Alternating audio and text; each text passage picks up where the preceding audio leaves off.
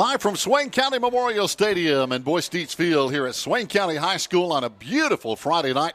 Welcome in as we're ready to rock and roll on the Maroon Devils Network. Hi, everybody. Gary Ayers along with Toby Burrell as we're looking down at the gorgeous Boyce Dietz Field here as both teams are out there warming up. And, Toby, we actually had some cloud cover. The press box is tolerable, if you will. It's not the normal 95 degrees in here, and I say that in jest partially. But we're getting ready for a good football game. And before we do, we're actually going to be honoring some people here tonight. It's Hall of Fame night. We're going to be honoring them at halftime. And we are going to be honoring a special honoree before we kick it off tonight. So a lot of activities going on at Swain County High School. Of course, I don't need to tell you this. You've been working on this all week. Well, I tell you what, it's good to be back home in a lot of ways. And I know it's good for our football team and our school to be able to have that week off and rejuvenate ourselves a little bit, kind of focus for Smoky Mountain Conference play. Kicking off tonight with a slate of games. From here on out, it's going to be Smoky Mountain Conference do or die, and that's always an exciting time of year for me, Gary. You know, I did a little research today. Not sure if you're aware of it or not, but 33 state championships in football for the Smoky Mountain Conference team since 1972. Wow. That's a lot. And we did Joe produced a little commercial for us there that we run in between, and the end tagline is "Tradition lives here." And I think, boy, that sums it up. And if you add in the prior years before state championships were given, and it was a regional title, it goes to 46. That is just amazing. I'm not totally surprised, but even knowing the quality and the outstanding play in the Smoky Mountain Conference, those numbers are still mind-boggling. I don't think any other conference in the state can come close to that. I don't think so either, because this one is probably the oldest in the state.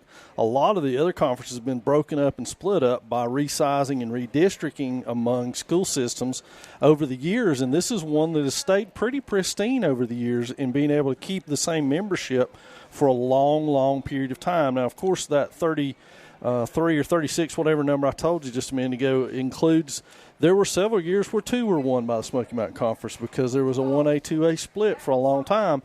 And Robbinsville, for instance, in 1979, when we won our first, Robbinsville also won the 1A state championship. So the Smoky Mountain Conference is the granddaddy of them all, and it kicks off play tonight. I know what the rest of the state says. They want to downplay the fact that the lower teams are not very good. But you know what? On any given night, anything can happen in Smoky Mountain Conference, and we know this because we've seen it. Absolutely. And when you look back, and as you were digging up those numbers, back in the day, Andrews was a powerhouse back in the 60s under Coach Postel, just to bring up some of the history. And, of course, we all know about the championships Robbinsville has won, the Maroon Devils, the Murphy Bulldogs. And when you go back even to Silver Webster and Franklin High School, they had a couple of championships in there as well that were won in the Smoky Mountain Conference, Toby, and it's phenomenal. We heard some of that great tradition being brought out at the Hall of Fame induction ceremony last night, and we're going to see some more great football here tonight, we think, just to give us a prime example of what this conference really is. It is, and it's not just football that the Smoky Mountain Conference has been dominant in. You know, Gary, we're going to honor a young man here tonight. This is the reason we came on just a little bit early, is we wanted to catch this ceremony live. And we're going to honor a young man who won a state championship last year here at Swain High School. And it's going to be awesome to be able to see him get his ring tonight in front of the home crowd here at Swain County Memorial Stadium. Ryan, of course, has already graduated, but yet he's coming back tonight as many track athletes do in the fall to get a state championship ring.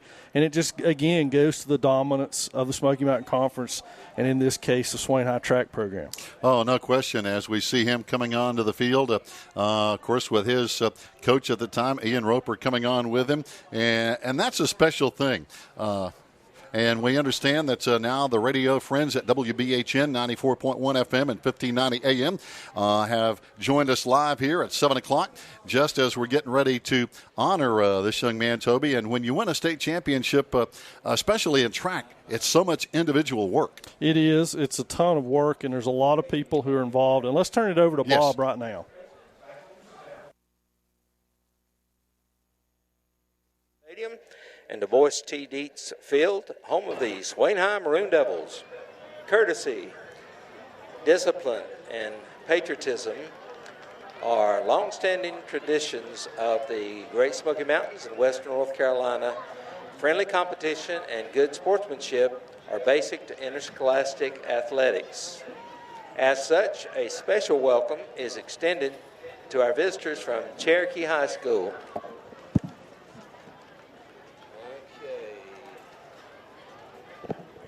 If you will now turn your attention to the 50-yard line, we have a very special recognition of a fine young man who accomplished much last spring in cross country.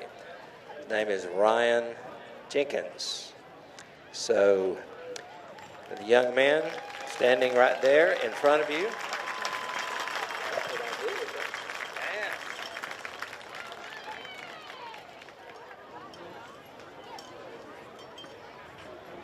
Along with his coaches and others, I have a lot of important information about him.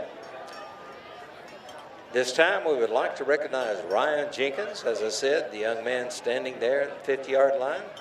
Ryan is a 2019 graduate of Swain County High School. He participated in both cross-country and track and field for the Maroon Devils. This past spring, Ryan was the North Carolina High School Athletic Association's 1A state champion in the 3,200-meter run. During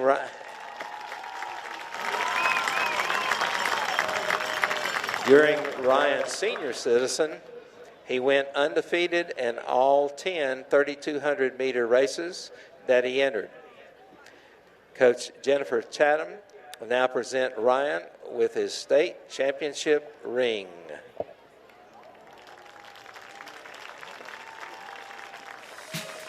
I'm surely somebody has a Mountain Dew around here too, though. There it is. It's Mountain Dew and state championship ring. Congratulations, Ryan and coaches. More than a job well done. Very deserving. Congratulations from the Maroon family.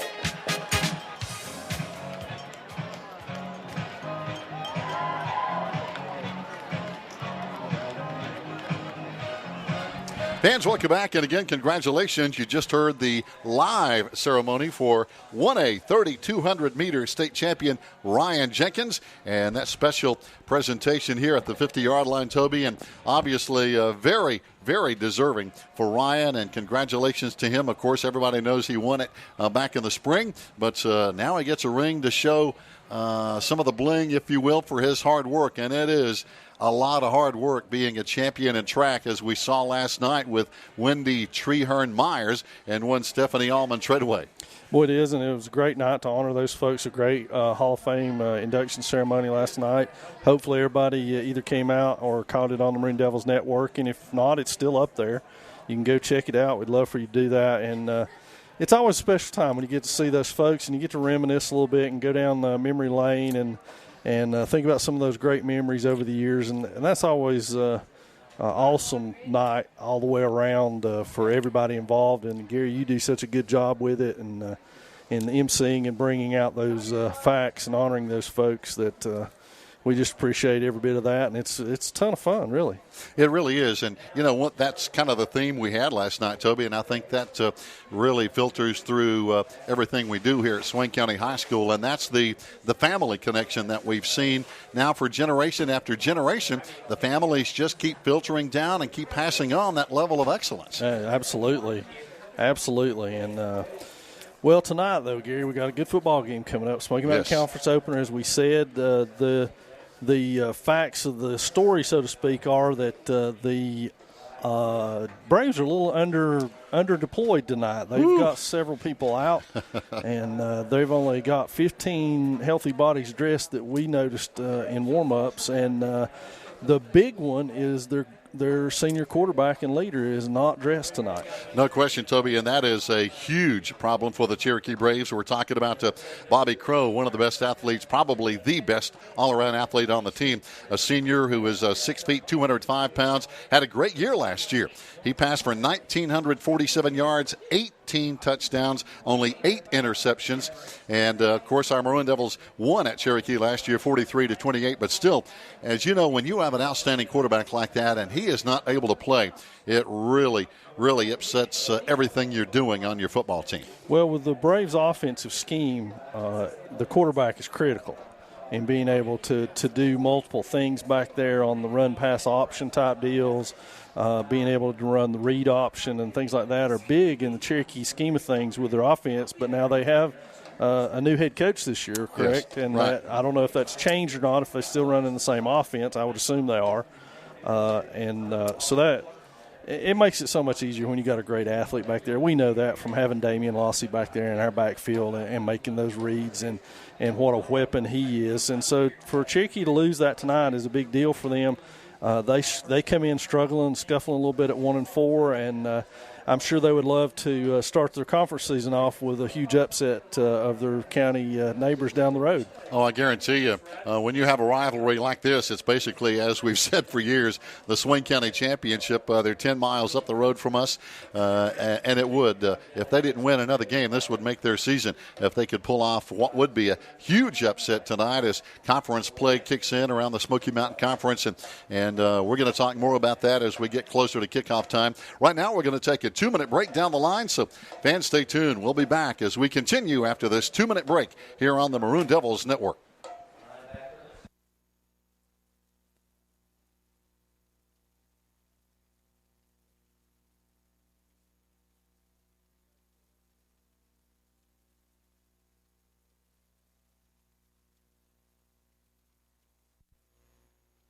I'm sitting at Tammy Millsap's desk at the high school after school has let out. One of the things that I really appreciate about Tammy is her ability to build relationships with students. I also am very appreciative of all of our coaches and all of our teachers as they try to do the same. But the truth of the matter is sometimes students struggle to find someone who they can have a relationship with. If your son or daughter is feeling alone or may not feel like they fit in at a school, would you please help us connect with them? We have established several opportunities for that to happen through the WIN class, What I Need Most, at the high school every day, or through the leadership teams at the middle school. Whatever it is, please help us help your son or daughter because we want to develop quality relationships that will help them be successful in Swain County schools. Thank you and God bless. I'm Taylor Holt with the Maroon Devils Network. Thank you for watching. Please like and subscribe. And if you enjoy our videos, please hit the notification bell down below so you can get a notification every time that we upload a video.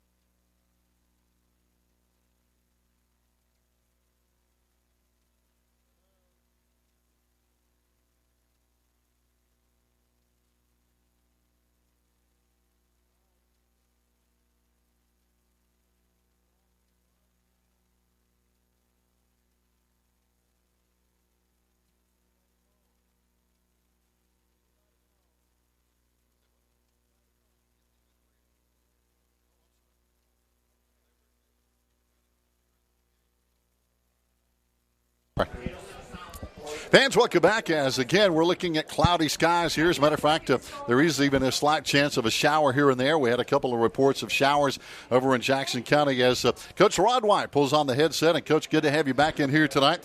The interesting storyline as we're looking down at the field, and we're going to have a lot more to talk about here in just a moment. But right now, let's look down the line. Joe Holt, if you'll cue it up and get it ready to go. We want to look at our highlights from last week. Of course, our Maroon Devils were off last week, and we'll see if we have those highlights available with Taylor Holt. So Joe has those ready, and we'll take a look at those now. Our highlights here on the Maroon Devils Network. For the fourth game of the season on Friday, September 13th, our Maroon Devils traveled to the Panther Pit to face the Franklin Panthers. Franklin has defeated the Devils the last 6 times these two teams faced each other. In front of a large Swain crowd, the question on everyone's mind was, would Friday the 13th be unlucky for the Devils this year? The game got off to a sluggish start as the two teams exchanged initial possessions. Swain methodically drove 42 yards in 12 running plays. Swain, he turns the corner. He's down inside the 40-yard line, 35-30 down the sideline, and he steps out of bounds as they got the angle on him down there. But there's the first down, and so far, no penalty. But stalled out on the Panther 5-yard line. The Devils missed the field goal, giving the Panthers the ball back deep in their own territory. Swain's defense forced the Panthers into a 3-and-out on the ensuing Franklin drive. Franklin's punt set the Devils up with great field position on the Franklin 27-yard line. Swain used 6 running plays to get on the scoreboard first.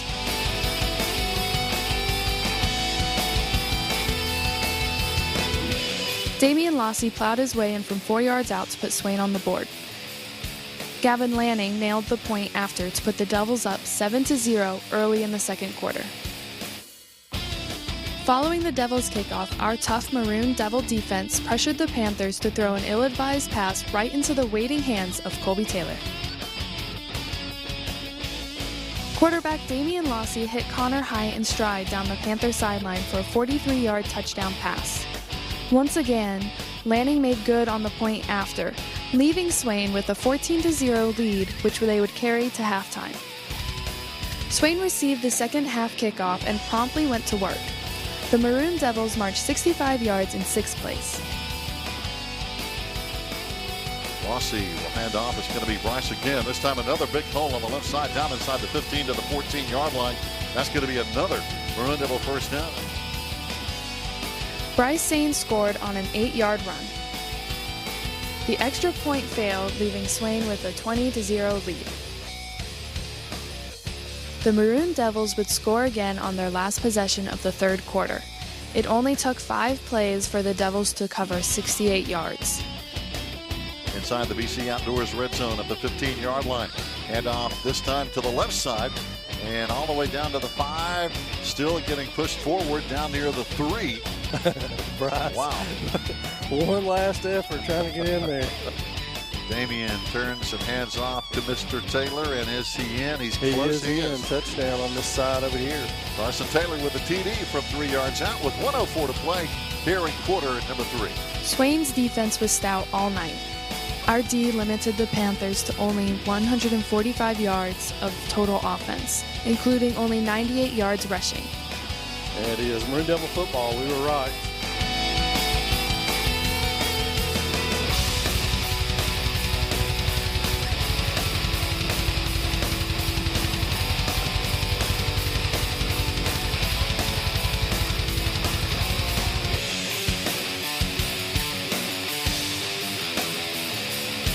Pitch to the right side. Oh, the running back had trouble hanging on to the ball. We got it. And it's going to be loose. Colby Taylor and Gage Jones each came away with an interception. Fires, and is it going to be intercepted? There's the Maroon Devil there at about the 47-yard line. Gage Jones. Ian Brooks led the team with 12 tackles, while Jake Langston and Thomas Allen both came away with 8. On offense, the Maroon Devils had 278 yards of total offense, including 235 yards on the ground. Bryce Sane topped all rushers with a game-high 119 yards on 13 carries. It marks Sane's third 100-yard rushing effort out of 4 games. Damian Lossy added 63 yards on 9 carries, while Carson Taylor had 38 yards on 6 carries. Connor Hyatt had 1 catch that went for 43 yards and a score. With this win, the Maroon Devils snap a 6-game losing streak to the Franklin Panthers with a dominating 27-0 shutout. The last time Swain shut out Franklin was 20 years ago. Swain's last win in the series came in 2012 with a 42-7 win at home, which was also the last time we had a 4-0 start. Hands off, and again, just a whole lot of bodies around the football here. There's a whole lot of new jerseys are in there around the football. Fans, welcome back. And as you heard those last words, Coach, I think that's a defensive coach's game plan every Friday night. Having a lot of bodies around the football. That's the key to playing good defense, isn't it? Yeah, trying to get people in pursuit. That's something that you have to teach. You have to coach that. That's not natural with just an individual player out there, and how to do it. There's always a skill to it and a way to get it done, and it's something you coach along with the rest of it. Yeah. Got the assistant coaches heading up top here to get it done up on top of the press box, but the big storyline, Coach, as we were talking about before we went to the highlights there with the national anthem and so forth going on here live at the field, is there are about 13 Cherokee Brave players not dressed tonight. There have been some issues there. I think they have dressed about 15 people coming down to play here tonight. So this is not going to be your typical Cherokee Brave team. And as I look over on the other side, this is not a typical Cherokee Brave crowd. They always bring a crowd no matter what, but the crowd is just not typical on the far sideline. That's true, and you know, that's a sad situation for them there, and it's not something that you like to see happen any place. But, you know, in this day and time, it's like it can happen anywhere at any time where disciplinary actions have to be taken and players have to be eliminated from the process. And so it's something that it's a hard pill to swallow. Yeah, it really is, and the Braves are going to have to deal with that, of course, inside their own household, so to speak. Fans, stay tuned. We'll come back in 2 minutes, and we have Coach Blankenship coming up with Taylor Holt, and we have Emma Dingle back in the house tonight from her square dancing national championship competition. So, hey, we might even have an instant replay or two. We're trying to work on that as we speak. Stay tuned. We'll be back after this 2-minute break on the Maroon Devils Network.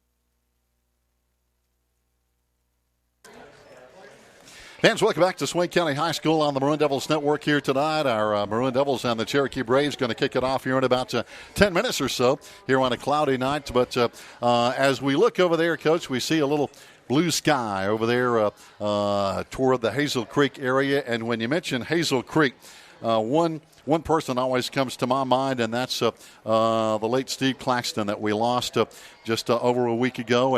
And Steve Claxton's idea of heaven was being on Hazel Creek, as you know, because you've been over there with him. He talked about his many wonderful days at Hazel Creek. We lost Steve, and I know you enjoyed that as well, because I heard him tell stories about you and Coach Billy Jenkins, and it just made his demeanor so good. You could tell it made his heart feel good when he was talking about spending time with you and Coach Billy on Hazel Creek. Yeah, it's hard to talk about Steve right now, but man, It is. Yeah, he there was a lot of crazy things happen.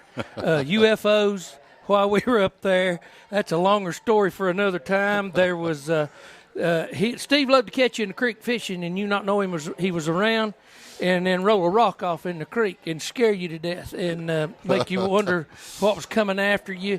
We were all the time pulling pranks on each other about, and Steve, he really enjoyed coming in there to his camp, and we'd be staying there where he normally brought his clients in to do his guided fishing and to be, and we were always pulling pranks on him by leaving things where they weren't supposed to be left, hiding things in his bed, and just all kinds of different little things that was always, it just kept it going for us. But Steve was just a heck of a guy. He one of those guys that you hear this term a lot, and a lot of people don't really realize what it means, but he'd give you the shirt right off his back. He really would.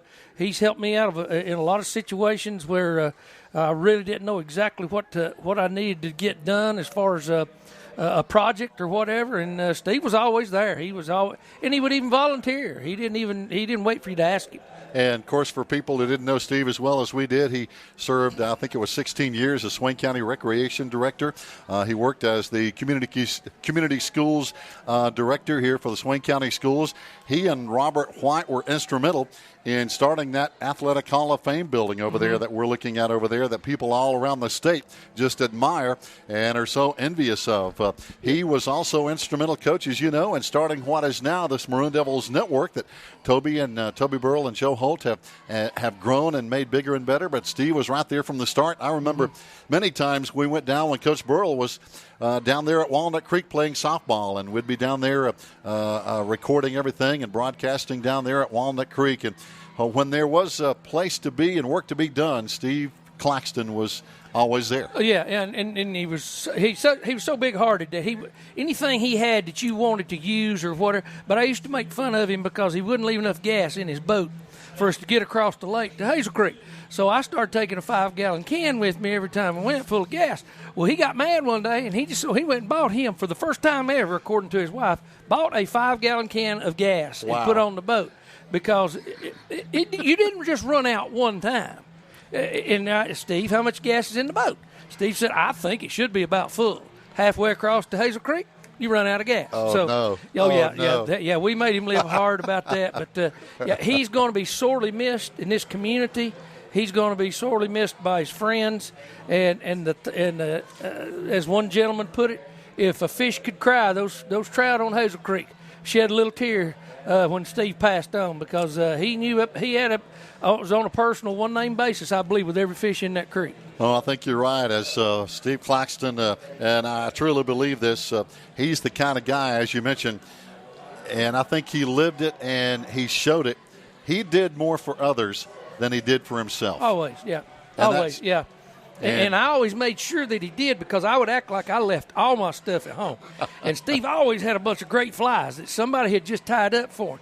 And so I would end up with a pocket full of his flies, but I tried to give them back to him before I left. He knew full well I had flies, but he knew I wanted his, so that he divvy them out to me just a little bit at a time. Not all at once, just a little bit at a time. All right, fans, stay tuned. We're going to come back with a kickoff, but first, let's listen in to Taylor Holt and Coach Neil Blankenship. And once again, God rest his soul as we miss our friend Steve Claxton. Here is Taylor and Coach B. This is Taylor Holt with the Maroon Devil Network. I'm here with head football coach Neil Blankenship. Congratulations, Coach, on the last win. It's been about 2 weeks since I've talked to you. So what can you tell me that made a difference in the last game? Well, I was real proud of the way our kids played defensively. We didn't give up very many yards, and to keep a 0 up on the scoreboard again, shut them out, a Franklin team, that's a big thing. So I was real proud of the way our defense played. I was glad they responded on offense. We didn't score on the first drive where we got down there, but after we got our stop, we went right back down and scored again. We had a big play with a fly to Connor Hyde out there right before the half, and I thought that was a big play. And then to come out the second half and get the ball and drive it down and score, I thought those were big plays in the ball game. But I was real pleased to get a good win on the road at Franklin, where it's not an easy place to win. And the kids came out and played real well, and I'm just proud of the way they did that. Thank you. So in the Franklin game, our offense outpaced the Panthers 278 yards to their 145 yards of total offense. The last time we held the Panthers scoreless was before I was actually born in 2000. How special is our defense pitching a shutout in the Panther pit? Well, I tell you that the defense played lights out, and then even on some of them yards, we gave up. We had a horse collar penalty. They got a first down on. I thought, but when you're playing aggressive, those things are happening. We missed a tackle on the out that I thought was a big play for us that could have got us off the field then. But still, the kids came back and we shut it. They didn't score going down right before the half, and I thought that was real big considering we had the ball coming out in the second half. But our defense has been playing real well. They are flying around with the football. I thought that was one of our most physical games where our kids were hitting and being physical and playing our style of football. So that's what I was more pleased of than anything. So we had an open date last Friday. What has our team been doing since the Franklin game? Well, Monday we took off. We still lift weights in the morning during our class time and do those things. We watch a little film, but we took off Monday, gave them a day off, and then we came back Tuesday, Wednesday, and Thursday and worked on some things. Coaches got together and met and went over some things that we know that we need to be working on from the first 4 games we had played and saw that we need to work on. So we did that during that time and then and started slowly working on some teams that we're going to play down the road. And then Friday, all our coaches went out and scouted, so we gave them Friday off. And then Monday we come in and we started getting ready for Cherokee. So, we're back to business as usual. We're ready to play again. The kids are hungry to play again. It's been a while since they played, and when you're playing well, you want to play. So when you're 4-0 in open date, sometimes is not the best thing. So, the kids are hungry again to play again, and they can't wait till Friday night. So this week, the Cherokee Braves will be coming to our home stadium for the Hall of Fame game. And what will be the key to defeating the Braves? Well, the Braves are always athletic. You can't allow them to big play you.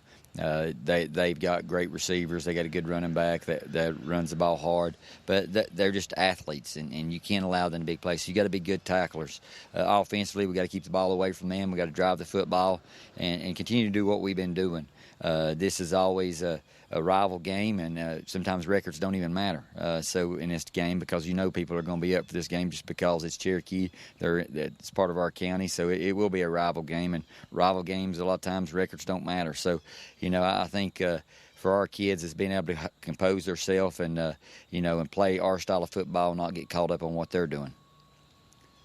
Thank you, Coach, and congratulations on a great win, and good luck this Friday. Thank you very much. This has been Taylor Holt with the Maroon Devil Network. Be sure to stay tuned. Back to you, Gary. Thanks a lot, Taylor. As we just got the opening kickoff underway as Aiden Pond kicks it deep. On the return for the Cherokee Braves is going to be junior Anthony Allison, number 18. And he crosses just about to the 18-yard line, Coach. But he took a shot as he dropped like a rock down there just shy of the 18-yard line. Yeah, I love watching these kickoff teams stay in their lanes. And he tried to pick a lane, and he got met dead center at the 15-yard line. And that was the end of that little run. All right, they're going to be without their normal starting quarterback, Bobby Crow, who has been injured, and they're going to be trying to get something done offensively. They throw down the middle, and their first pass is going to be complete. We have a penalty flag down, though, as there were a lot of people in the backfield, Coach, and that normally means probably a holding call. Yeah, holding call, because if anything else happened before that, and if it's on the line of scrimmage like that, it couldn't be by alignment. It should have been blown dead to begin with then if it's a procedure call. Maybe he was blowing the whistle and nobody heard it. So I'm not going to rant and rave yet because if they move, that play is dead. Now, one of their big guys, their biggest guy on the field tonight is going to be number 79, Zach Lossy, who plays both ways. He's 5'9", 270. He's not real tall, but, Coach, he's wide, and he's the guy that we're going to have to deal with. Of course, we've got some guys with good size, and right now, I think that's one of the highlights of this team, our offensive and defensive lines. Yeah, and we're more athletic, I think, right now than we've been in a little bit. And I think some of these young men are just coming into their prime about their athletic abilities and being able to move and run and make plays. Running to the left side as they hand off and they get it back out to the 15-yard line. There was the penalty, 5 yards. So that pushes the line now up to the 15-yard line. Still second down and 12 coming up, Coach. But what you're saying is right. These guys are just getting better week by week. Yeah, and it's a process. And when you start coaching early in the season and things start rolling, it's not a good barometer those first couple of games about what you're going to be. But this team seems to be finding its own personality, its own place in this whole thing. And here, like you can see, right away, Coach Blankenship's going to this 3-man wolf front, which, you got to have a lot of confidence to do that for that reason right there, and being able to blitz off the corner like that and make plays. That's what that defense is designed for. And that was Donald Bradley, who's the starting quarterback tonight for the Braves, and he is just knocked down in a hurry by linebacker Cody Long, one of our seniors in there. And let's see what happened here. You can see it's hard. It's a hard blitz to pick up because there's nobody there if the back is away to account for an outside linebacker. It's something we started doing years ago that just made it so much more difficult for people. I think Coach Blankenship still refers to it as the wolf front, and that's what we called it. So now, Cody Long, big tackle in there. Yeah. As now the Braves are looking at third down. They lost to third down and about 15. Rolling to the left side is going to be Donald Bradley. Trying to get to the sideline. He does, but way short of the first down. And good pursuit over there by the Maroon Devils and big Jake Langston. Yeah, he broke contain on us a little bit right there. You want your defensive end to try to keep him inside of him, and he's unable to do it. Young man's giving ground, and the whole time he's giving ground, he's giving up ground. But right there, you see Brooks knock him out of bounds and for no gain. So they're going to have to punt the football now. Ian Brooks having a good season. Another one of those seniors. We have 14 on this year's Maroon Devil team. And dropping back to receive the punt here. As we're going to get the football back. And it's going to be our main man who has been returning punts all season and well into last year. And that's Bryce Swain. Punt's going to be angling toward the left sideline. It's going to be up in the stands. Yeah. Wow, this thing is totally out of bounds, Coach. So they're going to try to mark it where it goes out. It's going to be down near the 26-yard line. You talk about outstanding field position. Yeah, he hooked that. He looked like me hitting a golf shot. He hooked that one real bad. That wasn't even a slice. That was a hook. Yeah, he hooked it out of bounds over there, and they're going to spot that thing up there pretty close. There you can see the replay. He just brought his foot around and of course, no chance to return it. And a punt that short and that wide, you don't try to return it anyway. Got a man in motion now. First down and 10, Maroon Devils at the 26-yard line of Cherokee. Damian Lossy almost lost it as he tried to hand off. He turns and runs. There's a penalty flag going to bring it back as he runs down to the 18-yard line. But again, just a little hiccup there between Bryce and Damian on the handoff or maybe just the fake, but it didn't work. Yeah, I think his hands were moving a little too quick and the ball wasn't centered up, and we get called for holding. So off to a little bit of a shaky start right there. I'm not real sure who got called for the hold, but he's going to walk it back anyway. So now we're going to be lining up at the 37-yard line, it looks like, instead of up near the 27-yard line. So a 10-yard penalty, and that's going to bring up a first down at 20. And, Coach, you're right. Whether you hit a golf ball or a football, if you don't hit that club face square, it's going to go left or right. It does. That football will not come off of there like a round ball. It's going to go a different direction. Here we go. Got split backs behind Damian Lossy. Braves with a 4-man front and a penalty flag. Got some false start up there. Yeah, and as a coach right here, he's really going to hear it from his coaches, because the last person that should ever move is this wide receiver out here. He's supposed to be watching the football. So he'll get coached up on that real good right now, and that's something you don't want to see happen. But anytime that a wide receiver moves, then he's listening to the snap count too much. And now it's first down and 25, so the Maroon Devils off to a rough start here offensively. We've got to get all the way down to the 16-yard line to pick up a first down. Split backs again. Got one man wide on each side. Got a blitz coming from the other side as we get it over here this time. It's going to be complete for a short gain down to the 37-yard line. Pass is going to be complete down there. Looks like Gage Jones on the catch. A good catch, getting upfield, one-on-one situation. And he was out here to the wide side of the field. And when you get a team set up in a one-on-one situation like that, you're going to get positive yards if you hang on to the football. You don't have to get all of them at one time, but you've got to get positive yardage out of a play like that. Connor Hyatt also this time going wide right over there in the slot. It's going to be Gage. And we've got a man wide left this time. It's going to be the tight end, Jake Langston. Yeah. Damian rolling to the right side where he has two receivers. Fires, got a man wide open, and he missed him. Over there on the sideline, Connor Hyatt was down at the 26-yard line, but he just overshot him. Yeah, it was that was a two-receiver route. Left everybody else in to block, got in trips to the wide side of the field to protect Damian. And as he sprinted right there, he just kind of threw off his back foot, and that ball sailed out in front of him. The receiver right there, that's one of them that Damian wishes he had back right now because he can hit that route. I've seen him do it.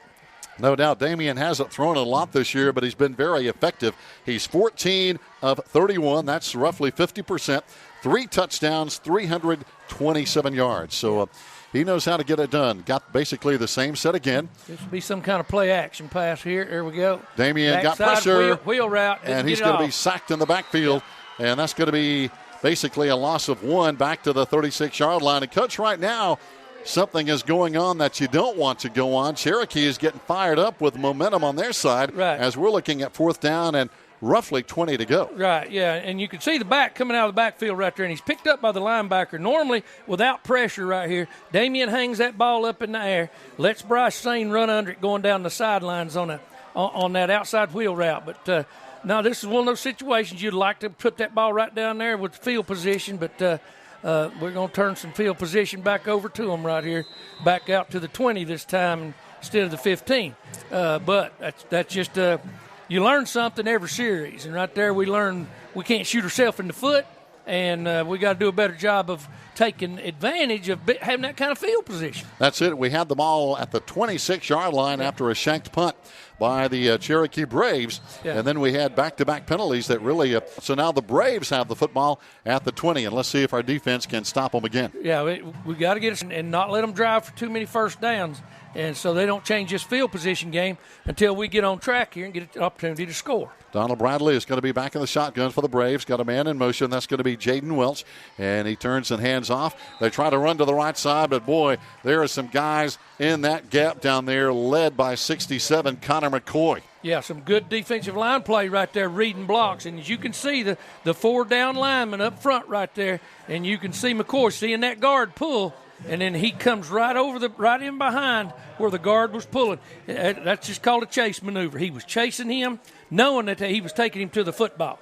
Charlie Lambert also helping out on the tackle. They lost a couple, 2nd and 12 now. We've already played 5 minutes, and I don't think anybody has the first down yet, but we're working on it. Got a man in motion now for the Braves. Here's that 3-man wolf front again. On 2nd down, it's a good D for them to be in right here. And they can't run into this at all. It's difficult to block that defense, and that's one reason I liked it so well and ended my coaching career playing a whole lot of that simply because they can't account for your linebacker play. There's 4 of them. And you're dictating to them who they're going to block. And as long as your players understand who they're going to attempt to block, there's no secrets. There's no surprises. It's hard for them to get up to that second level and block all those linebackers. So basically, see Coach Blankenship doing it again. Yeah, got a 3-man front, 4 linebackers behind those guys. Yeah, and you can play 5, and that's what really blows them up. And then you can bring people off the edge like that. And Donald Bradley is going to be picked all the way back to the 10, and he's knocked down at the 8-yard line. Donald Bradley with a touchdown-saving tackle on our cornerback, Lucas Brown. Yeah, and that's what this D does. It gives your defensive backs a chance to break underneath routes because you're ending up with 5 and 6 defensive backs. Yeah, we had 4, for example, we had 4 on that play. We had basically a 3-4-4 lineup, and Brown was just waiting for it. And you bracket them, and you get somebody underneath them and over the top of them. And any ball that's not thrown perfectly can be picked off. Connor Hyatt way over to the right side. We don't expect to throw to him. Let's see. Got a wing on the right side now with 2 backs. Damian Lossy going to run right up the goal line, and he's in for the touchdown. And, Coach, just some good blocking over there from Thomas Allen on that wing. Boy, that's an old-school wishbone play that Jim Fox used to run constantly. That's a belly play with the quarterback, and it's you're going to fake the option look, and then you got a blocker out there that runs an isolation on a linebacker, and the quarterback just keeps it and runs right up behind him. It's an excellent play. Outstanding job by the blockers up front. Gavin Lanning on for the PAT. This one is going to be a chip shot. It's knocked wide. It is no good, and we've struggled with that PAT this season. 5:45 to play, but we have a 6-0 lead. We'll be back in 1 minute on the Maroon Devils Network.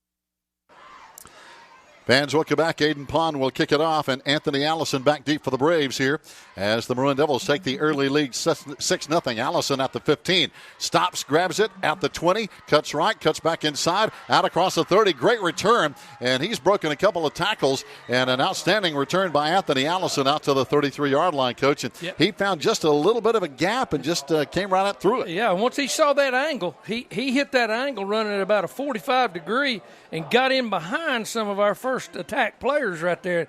And that's always difficult to try to defend because somebody's going to have to turn their shoulders and run to him. So now the Braves with their best field position of the night at the 34-yard line. Again, the Braves tonight shorthanded. They have 15 players dressed out.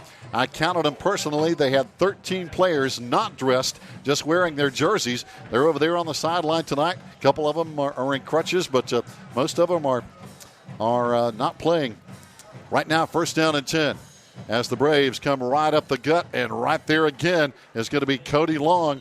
He stops the gap. Chase Hughes plugs the hole. Also in there is big Nick Millsaps, among others. Yeah, it's when they can put their bodies in there like that, and when Coach Blankenship goes to that 4-man front, there's basically it's hard to find a place to run up there, and you're not expecting you're going to play with 2 linebackers and 1 outside linebacker, 2 inside and 1 outside linebacker. So you're dependent on those defensive linemen to make the plays. But here Coach B is doing a smart thing again on 2nd down. Here they go. Give them that wolf look right here, and that's going to give them some problems. Braves have 4 wide receivers, 3 up top. They're trying to set up the screen over there. They can't do it. Too much pressure coming in, and the initial heat was from Nick Millsaps, Coach. You could see what he was setting up over there was that screen over on the left sideline, but Nick changed his mind. He changed his mind. Those DBs didn't break. They all stood their ground out there. And if somebody doesn't turn and bail, you can see we're playing towards the line of scrimmage in the upper part of the screen. And he's got no place to throw. If he throws it out there, it's probably a pick 6. Oh, no doubt. And he had so much pressure. Yeah. He just had to tuck it and try to get something out of nothing. Yeah. And right now the Braves, who are 1-4 this year, so far in 5 games, they've been outscored 192-67. And tonight they're shorthanded, so they again have their backs against the wall. Back to throw again is going to be Bradley, and he goes down. And again, coming in there, I tell you, Cody Long is having a heck of a first quarter. Big 50's been in on a lot of plays. This is great coaching by Coach Blankenship.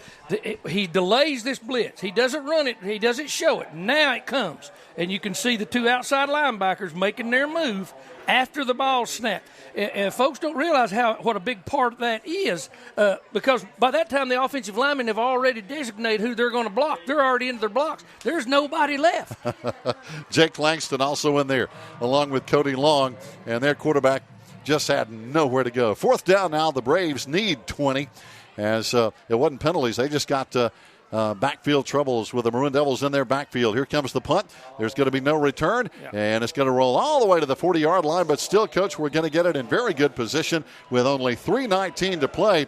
And, boy, we see a lot of dark clouds. We may get a couple of raindrops before it's all over. Well, that'd be all right. Me and you in this booth up here, see? And them folks down there better hope they brought their umbrellas. But I'm going to sit right here with you if that's all right, and I'm not going to get wet. We got the best seat in the house, and we need the rain, right? Oh, yeah, we need it bad. We really do. Yeah. My wife's turnip greens ain't up yet, so we got to get something going. Yeah, and if Mama ain't happy, nobody's happy, right? Yeah. Here we go. Maroon Devils got a man in motion. To the right side, it's going to be Donovan Groenwald. He sets up wide right. This time we run to the other side. Running left, here's Bryce Swain cutting it outside. Breaking a tackle, 45-50. Down inside the 45-yard line of Cherokee. Forced out of bounds by Jonathan Frady.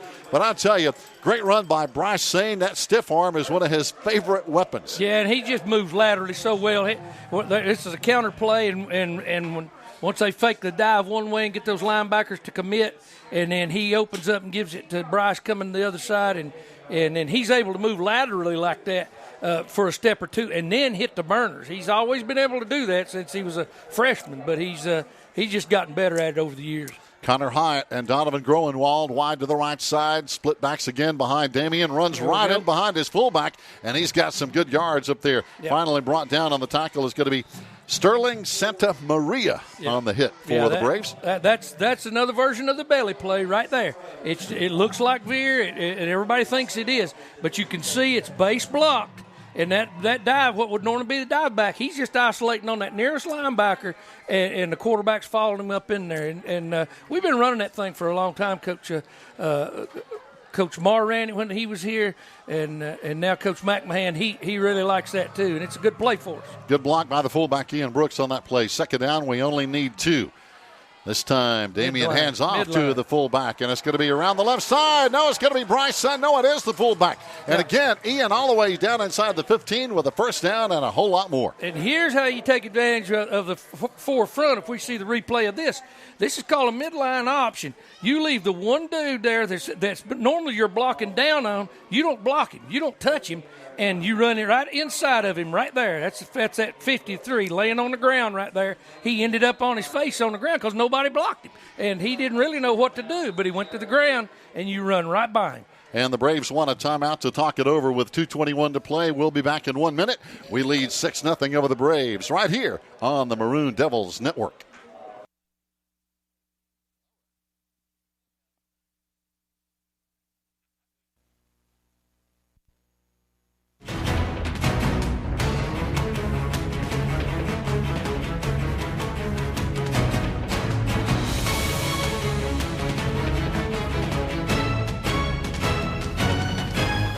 The Smoky Mountain Conference, one of North Carolina's oldest and most storied athletic conferences, producing champions on and off the playing field for decades.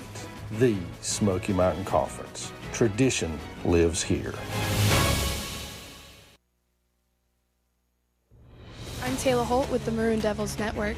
Thank you for watching. Please like and subscribe. And if you enjoy our videos, please hit the notification bell down below so you can get a notification every time that we upload a video. Back live now after the timeout, ready to go. 2:21 to play, first quarter, flipping right side. Jake Claxton, split backs behind Damian, and the Braves with a 5-man front. Right up the gut is going to be the fullback, Ian Brooks, and he's down inside the 5. Same thing, midline again. He came right back with it. They traded the tight end to get that unblocked defensive lineman to widen. And if he moves 6 inches, it's there. That's all you got to do is just get him to widen a little bit, and you can get your 6 inches there. Here we go this time. Got a second down. We only need a yard for a first down. We need 3 yards for a touchdown. Yep. Langston sets up, strong side right. Same play. Here comes Brooks right up the gut again. He's over the goal line. Yes, that's a Maroon Devil touchdown. Yeah, finally gave it to us there. This time they stacked it up in there, and there was 2 of them there that were going to be unblocked. So he just had to choose his poison, and he ran right between them. And you can see right here, one of them's going down towards his hand on the ground. The other one's closing from outside in. As Ian runs it up in there, you'll see what I'm talking about here. That big gap you see in the middle there, that's what we call the bubble. He's going to try to run up in that bubble. This linebacker makes a run in it, but you can see the unblocked lineman laying on the ground there, and he just run right inside of it. And now the point after touchdown as the Maroon Devils take the lead with 1:47 to play. We're in the first quarter, and we'll be back in 1 minute here on the Maroon Devils Network.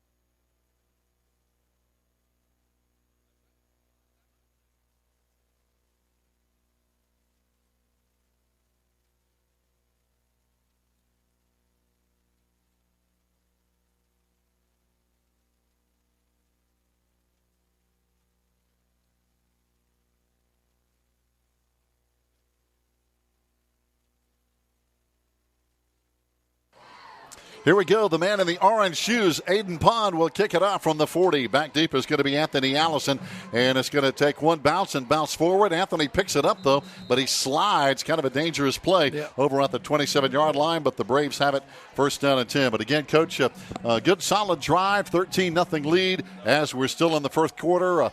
Murphy leading their game, Robbinsville leading their game, and I hate to look ahead, and as a coach, I know you hate to do the same thing, but wow, there's 3 good teams in the Smoky Mountain Conference battling it out with everybody else to see who's going to win the whole thing. Yeah, it doesn't matter how long you've been coaching. That's always in the back of your mind. That's always there. Sure. You know who the good ones are. Yep. You and know, the players do. Yeah, and it starts showing up, and you don't talk about it. It's something you just don't mention. You just mention the fact that you've got a goal out there in front of you, and the only way you're going to get there is keep winning. That's it. Play it one game at a time. That's right. And here come the Braves. They tried to go outside, then they cut it back inside, and right there to plug that gap is Chase Hughes.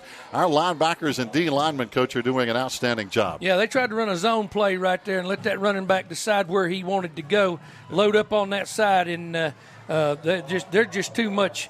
There's just too much mass in there for them to get blocked and keep us from making plays at the line of scrimmage. And what I see us doing well right now, unless it's a passing down, is staying on that line of scrimmage and making them try to find a place to put the football. And as long as you don't give them a place by running upfield, then it's hard on them. Got a 4-man front this time. Yep.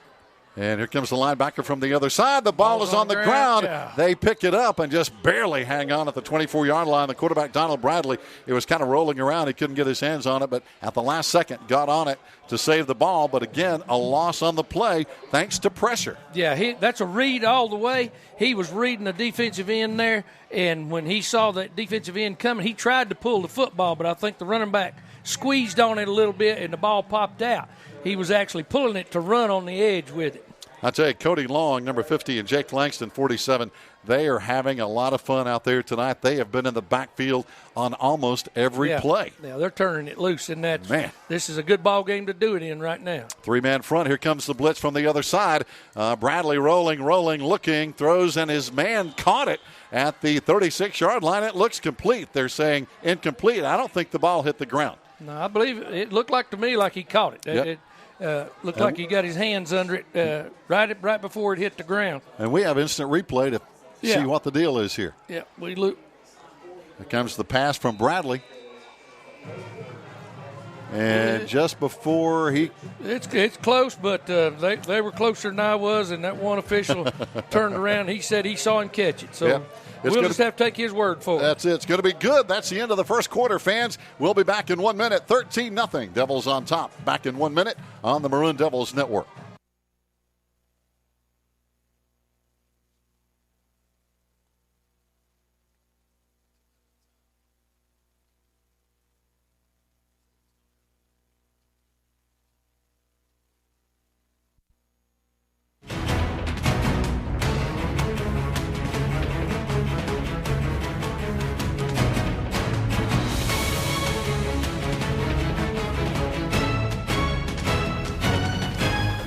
The Smoky Mountain Conference, one of North Carolina's oldest and most storied athletic conferences, producing champions on and off the playing field for decades. The Smoky Mountain Conference. Tradition lives here. All right. Tradition lives here. Toby Burrell and I were talking about this before we came on the air, Coach, and I think Toby said we have won 33 state championships in the Smoky Mountain Conference. That's a pretty strong number. It's kind of overwhelming when you go around to these other schools that they claim their traditions, but they can't match that number. No. They really can't, and that's fine. You don't have a whole lot else to say about it. Yeah. Well, there's no flag, but Cherokee did jump a little early. They're going to throw it out here, and they got a man wide open down the sideline. It's going to be a foot race. Finally catching him, Lucas Brown, knocking Jonathan Frady out of bounds, but he almost took it to the house. As again, I saw some people moving, but no flag, and hey, it's gonna stand. Yeah, this was a little. This play here is pretty close to what you'd call a game of flag tag. This quarterback gets in trouble. He's got a receiver who did not block anybody and just kind of standing out there wondering what to do. That left it was guard designed to come over, be thrown over here. Yeah, the guard jumps, and now he's got a receiver standing out here with nobody defending him. And that's what you do in the backyard. That's a pickup game right there. And Jonathan Frady showing some really good speed, and that's the biggest play of the night for the Braves offensively, all the way down at the Maroon Devil 25-yard line. Their first entry into Maroon Devil territory as now the Braves line him up in the shotgun. Got 3 wide, first down and 10 as they are trying to knock on the door. This time they hand off on a draw play. And, boy, that's something you don't see a whole lot of anymore. It's just a good old draw play. And right there to stop it for no gain is going to be Jake Langston again. Yeah, they were trying to get those linebackers to flow out of there. And you can see we start to a little bit till we find the football. But the D lineman actually is the one that had that first contained move, and then we're able to finish it off. That was big Colby Kirkland, and he is big at 6'4", 285. 6'4", 285. That's a lot of man, isn't it? Yeah. We got a couple of those guys with big Colby in there, and, of course, big Nick at 6'7", 295. That's the kind of size those guys at the next level like to have. Oh, yeah. And boy, you've got to have. Now, almost here a he delay goes of game. again about the backside. Yeah, that's the play. He tried to run a minute ago when he ended up throwing it. We got a flag on the They play had a here. delay of game. Yeah, surely. But that should have been thrown by the back judge, but I don't know. Because the clock had run out. Yeah. But I don't know whether they moved early, whether the receiver did or something, but there again, that should be blown dead. Because the clock was at 0 before the ball was snapped. But let's see what the officials decide. As you mentioned, Coach, the flag was thrown by the line judge down there.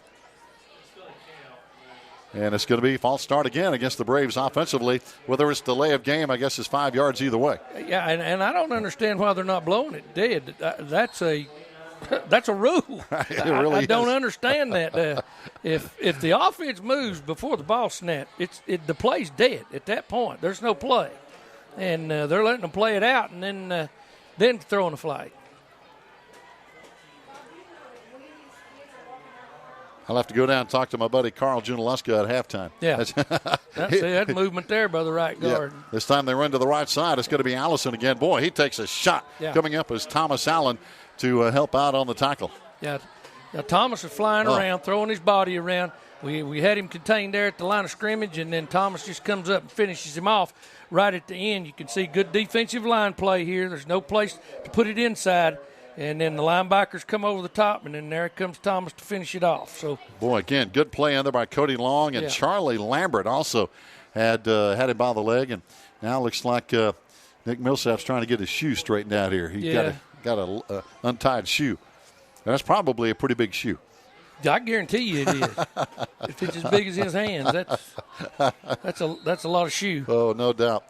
Now we're ready to go as the play clock starts. 9.5 minutes to play. We're in the second quarter here. Maroon Devils up 13-0 against an undermanned Brave team tonight, as they have some players not playing tonight. And third down 11 at the 26-yard line. Again, the quarterback, Donald Bradley, rolling to his left side, has plenty of time. Here comes Big Nick after him, and he's in trouble, and Nick's got him. Yeah. He just basically puts him in a headlock and drags him down. Yeah, once he gets those paws on you, you're not really going to go anywhere. Not with the size of that young man's hand, and I'm just enjoying watching him move around. As you can see here on the replay, that's called effort right there. He's beating the blockers. He's beating them with his hands and his upper body, and keeping his feet never stop. I couldn't say that a year and a half, 2 years ago. I saw him downtown one day, and I said, "Man, believe in your feet. You got it. You got all the tools. Believe in your feet." And so I think whether he worked on it or not, but you could see it right there. No doubt. As long as his feet move like that, he's dangerous. He's 6'7", 295. The quarterback is 5'11", 138. We got another play clock run out. Again, delay of game. Yeah. And that's happened twice. They caught him this time. Yeah. With 8:22 to play here in the second quarter, so that's going to back up the Braves 5. So, Coach, you're seeing a little bit of what we saw on our opening drive. They're shooting themselves in the foot with penalties and problems here. Yeah, they're just having trouble, I think, right now getting personnel in the right place with all the players they have out, and they've not had much time to get everybody out there who's supposed to be on these special teams especially. 15 players are dressed, 13 players not dressed here tonight that we counted. They have about 32 actually on the roster. Here comes the punt on fourth down and long. And it's going to be no return. It's going to bounce, and now Bryce Swain picks it up at the last second, and he picks up about 15 more yards, and he's still going out of bounds up at the 35. Sometimes that's dangerous, but Bryce made a good decision. He didn't see any danger and made it work. What Bryce saw, and he's tired of watching that ball roll around and people not punting it to him, and I don't blame him. If you watch him right here, he sees these guys relax. Yep. He saw those guys relaxing. And when he stood up, like they're not going to defend me, and so he just scooped it up and took off. He got about 15 yards. And there's nothing wrong with that. Not in the position those guys were in. He was not in any danger of losing the ball. He just picked it up, had some room, and made it work. 35-yard line, 1st and 10 for the Maroon Devils now. One back of the backfield, Damian Lossy has the option to pitch. He does. Pitches it out to Bryce at the 40, 45, 50. Only 2 men to beat. 40, finally chased out of bounds over there. Almost a horse collar tackle, but he didn't grab him as Jonathan Frady reached out to grab him, but Bryce ran out of bounds. Yeah, that's a great play. We're running that thing out of the wing. I love seeing the option out of this pistol set. It's just it's so dangerous, and you've got so much room to move. And again, so much room there for Bryce Swain. Only 2 men to beat. Yeah. And again, they kind of did grab him, but he was out of bounds, and no flag. I guess that's why they didn't throw it. He was out of bounds when he grabbed him by the back of the jersey, and that's a dangerous play, but no harm done. Here we go. 1st down and 10 at the 33. Split backs again for the Maroon Devils. Wide right is going to be Groenwald. We throw it wide left over there, and that's going to be Connor Hyatt. Yeah. And he is trying to break a tackle. Got a short gain of 4 yards at the 29-yard line. And there again, it's just like we said earlier in the ball game, putting one receiver out there to the wide side of the field, getting them stretched, and you can see there's 2/3 of the field. You throw it out there, he catches it and hangs on. He's going to get positive yardage. He's going to get positive yardage. Man to man. And when they're backed off of you like that, I mean, that's 4 or 5 easy yards every time you throw it. And if the defender misses, it's 6. No doubt. He had a lot of cushion over there to play with. Yeah. Now we got split backs again behind Damian. 2nd down, we need 6. This time he hands off left side. Bryce Swain, A-gap. Here he goes. He's in the end zone. Yeah. Touchdown, Maroon Devils. Nobody really got a good hand on him until he was across the goal line. Yeah, and Bryce fell down and started tumbling and just kept tumbling. So, but yeah, there again, that's the veer. You can see it blocked right here like it's supposed to be blocking it down. He hits that seam right inside, and the defender's in bad play. But defender, he don't know who to take. He don't know where to take, the dive man or the quarterback. And there he chose the quarterback, and there goes Bryce in for 6. Wow, it came up the B gap that time, and boy, there was just got a penalty flag on the PAT. Let's see. Looks like the line judge says it's going to be offside against the Braves. Yeah, so if the kick is good, we'll decline. And it is going to be declined, and the point will stand. Yep. And we go to a timeout here with 6:32 to play, and our Maroon Devils in the lead here by a score of 20-0 over the Braves. Back in 1 minute. Stay with us on the Maroon Devils Network.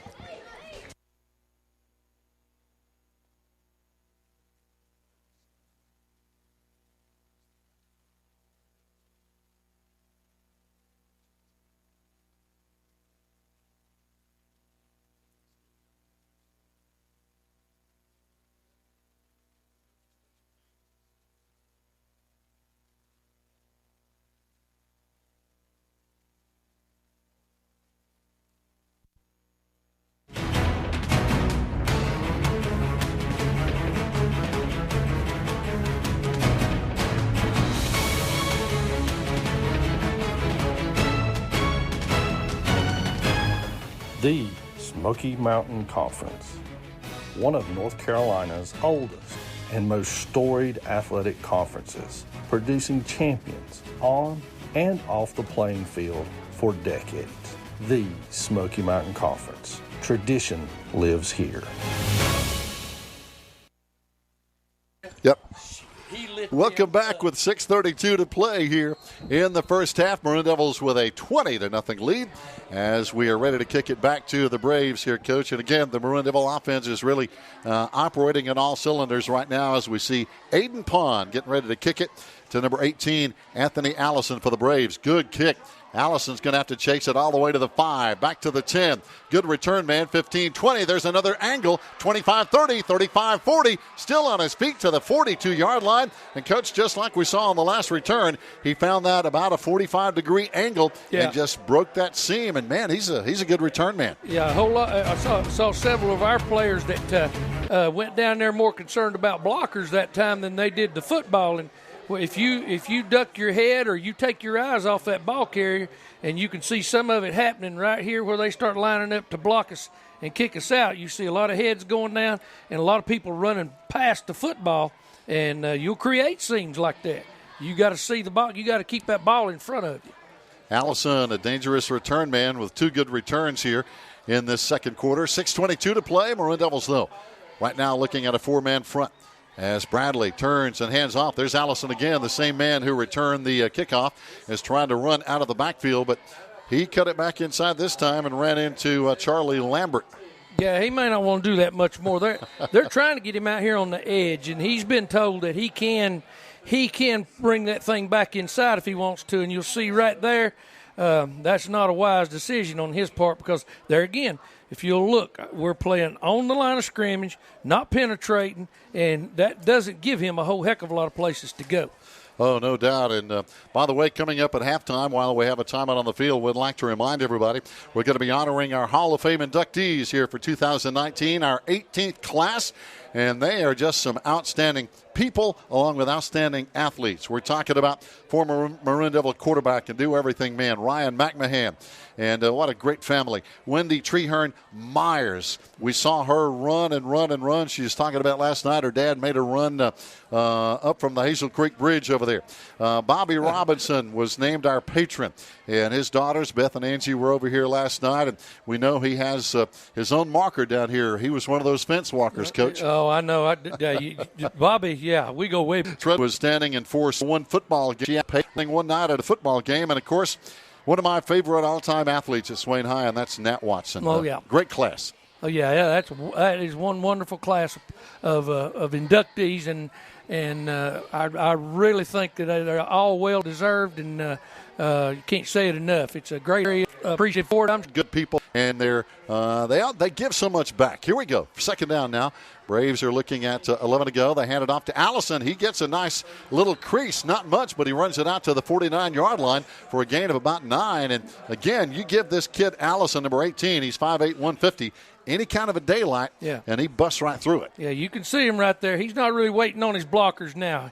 He's decided now that he's just going to try to run in between people at a point of attack. And that's actually the same exact play he ran before when we stuffed him. This time he did take it on out to the edge and try to at least foul that backside guard who was supposed to be leading up in there. I think he got a bad spot. He had it up at the 49 of Maroon Devil territory. They spotted on the 49 of the other side. This time a slant pattern. It's going to be complete to Rocky Peebles, one of their juniors, and that's a Cherokee Brave first down, just a quick slant. Yeah, this is the same look. They give you the same look of the play. I mean, right down to even pulling the backside guard. He fakes it and then just throws that slant route inside, knowing that a linebacker can't get there to defend it underneath. Good tackle over there, open field tackle by cornerback Lucas Brown. Brings him down at the 36-yard line now, the Braves. First down and 10 as they look to the sideline. Of course, their coaching staff, Dave Napier in his first year as head coach for the Braves. And they have some familiar people over there that we know.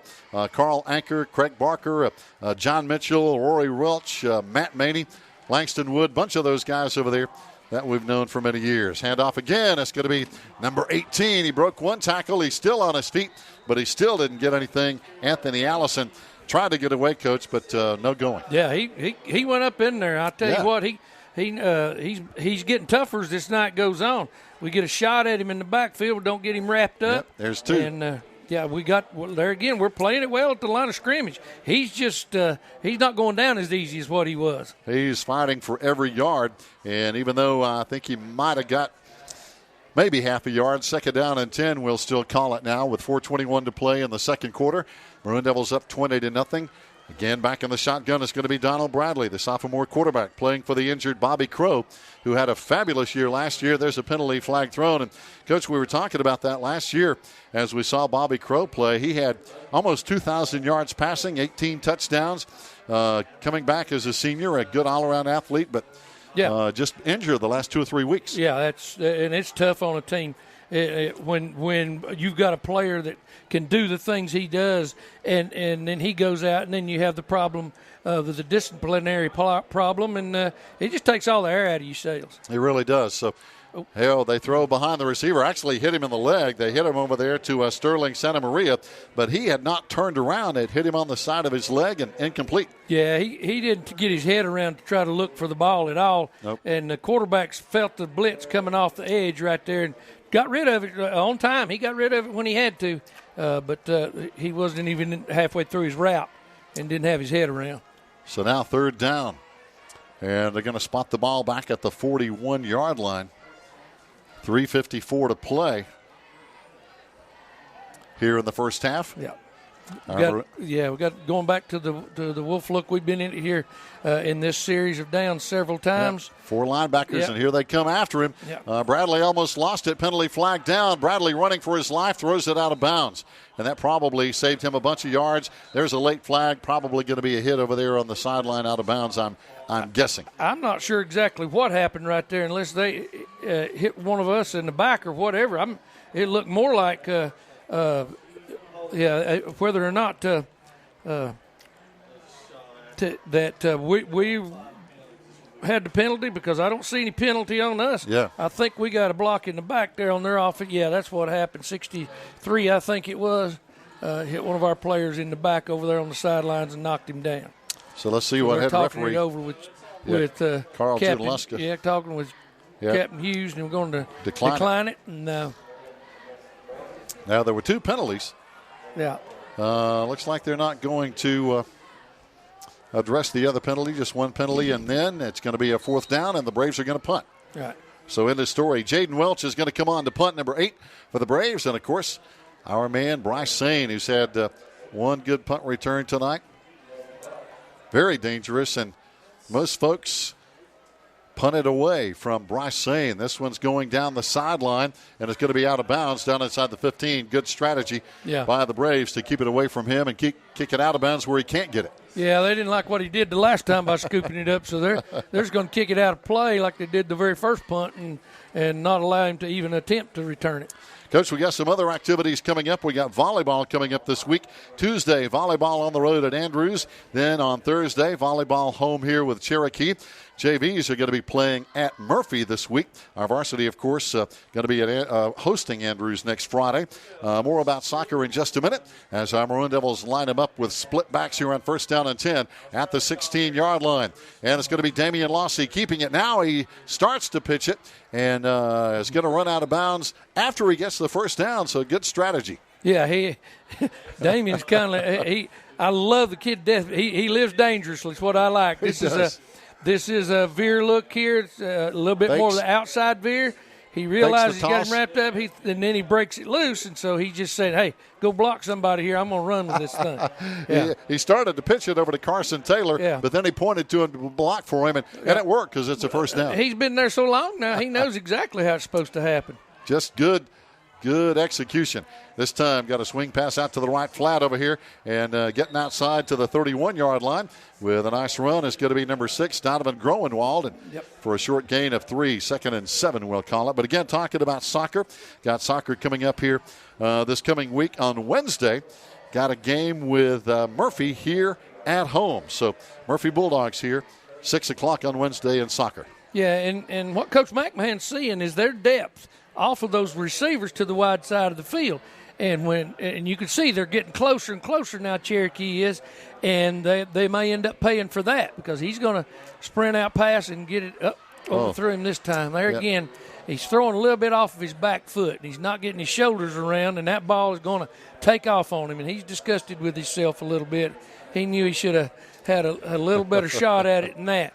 But here's one of the reasons that they run that short route to begin with. Now it presses that corner off, and right there you can see him. He never gets his shoulders all the way around, and the ball just takes off on him. Yeah. Try to get it out there to Groenwald, and Yeah, it got away from him. Time it on the field with 2:37 to play. And we'd like to remind everybody to stay tuned on the radio and on the Maroon Devils Network as we have an injured Cherokee Brave player down.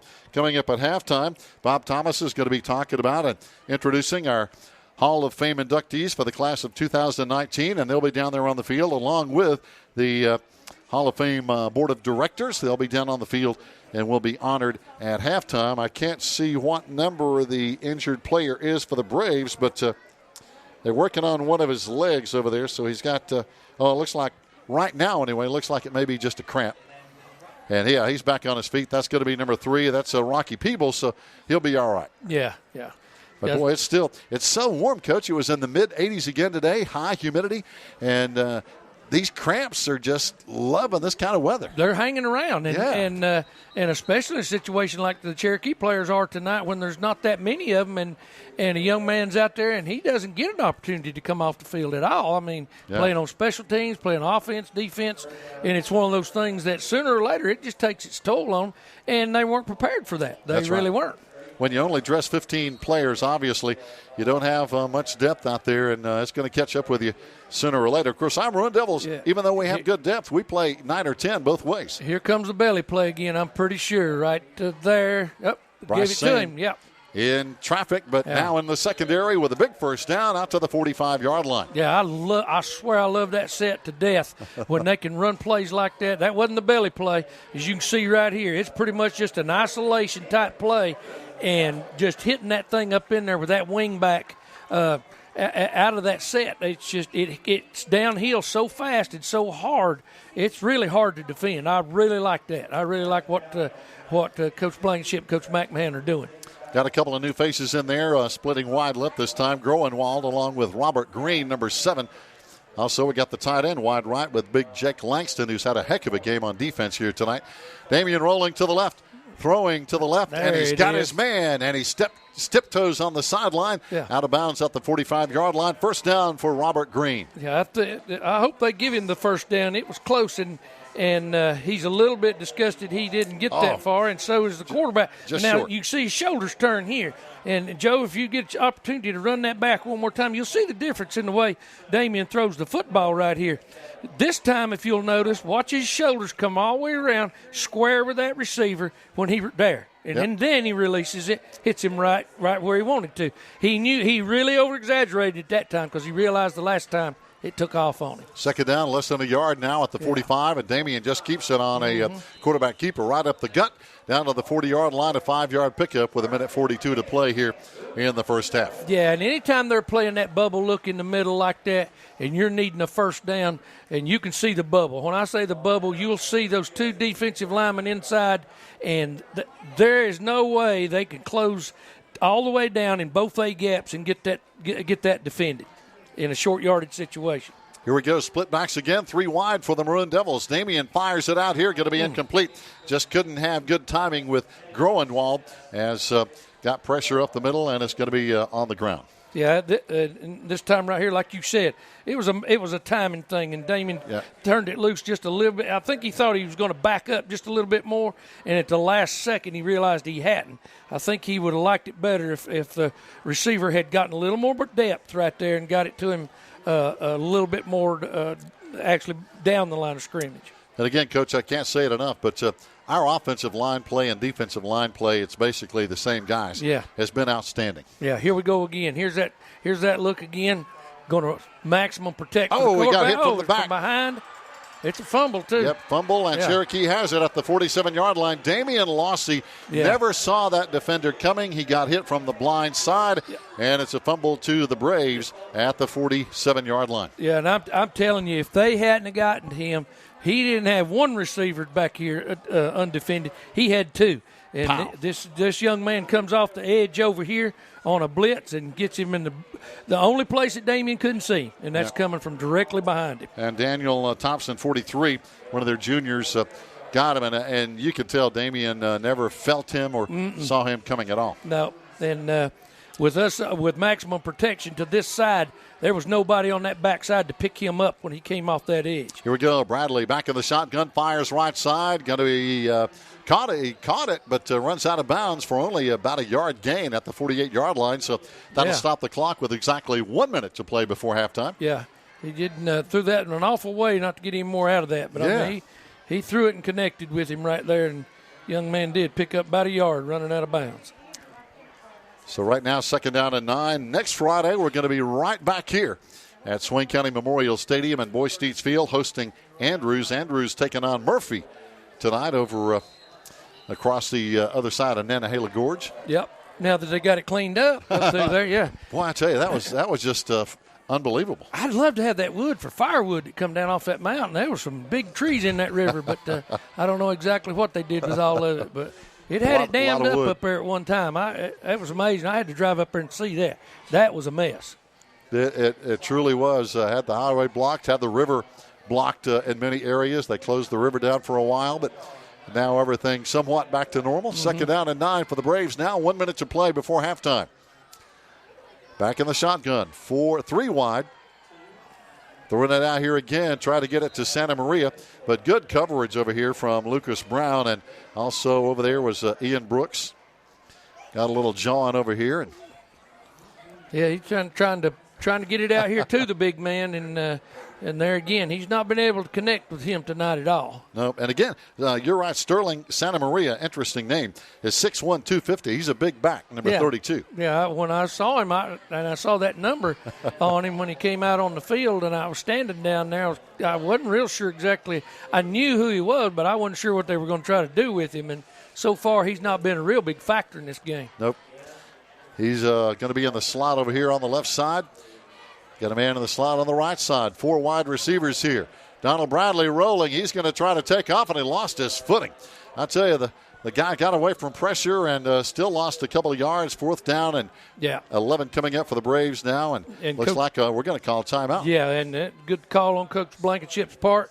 That means that we get the ball back at least for a play or maybe 2. Yeah. Hopefully, by the time this thing runs out, because the clock was still running. Because he stayed in bounds and with the football. And we still have 2 timeouts left, Coach. Cherokee with 1. Of course, we're not worried about Cherokees right now, but 20-0 halftime lead. And it could be more as we will get the ball back unless Cherokee pulls some kind of 4th down fake punt. Shenanigans. Yeah, like Bobby Bowden used to do. Yeah. Oh, yeah. He was great at pulling off those fake punts and letting that up man run the ball. Yeah, the only thing he couldn't find is a kicker year in and year out. See, if he had a kicker, then he wouldn't have been saying wide right all the time. Wide right, yeah. Wide right all the time.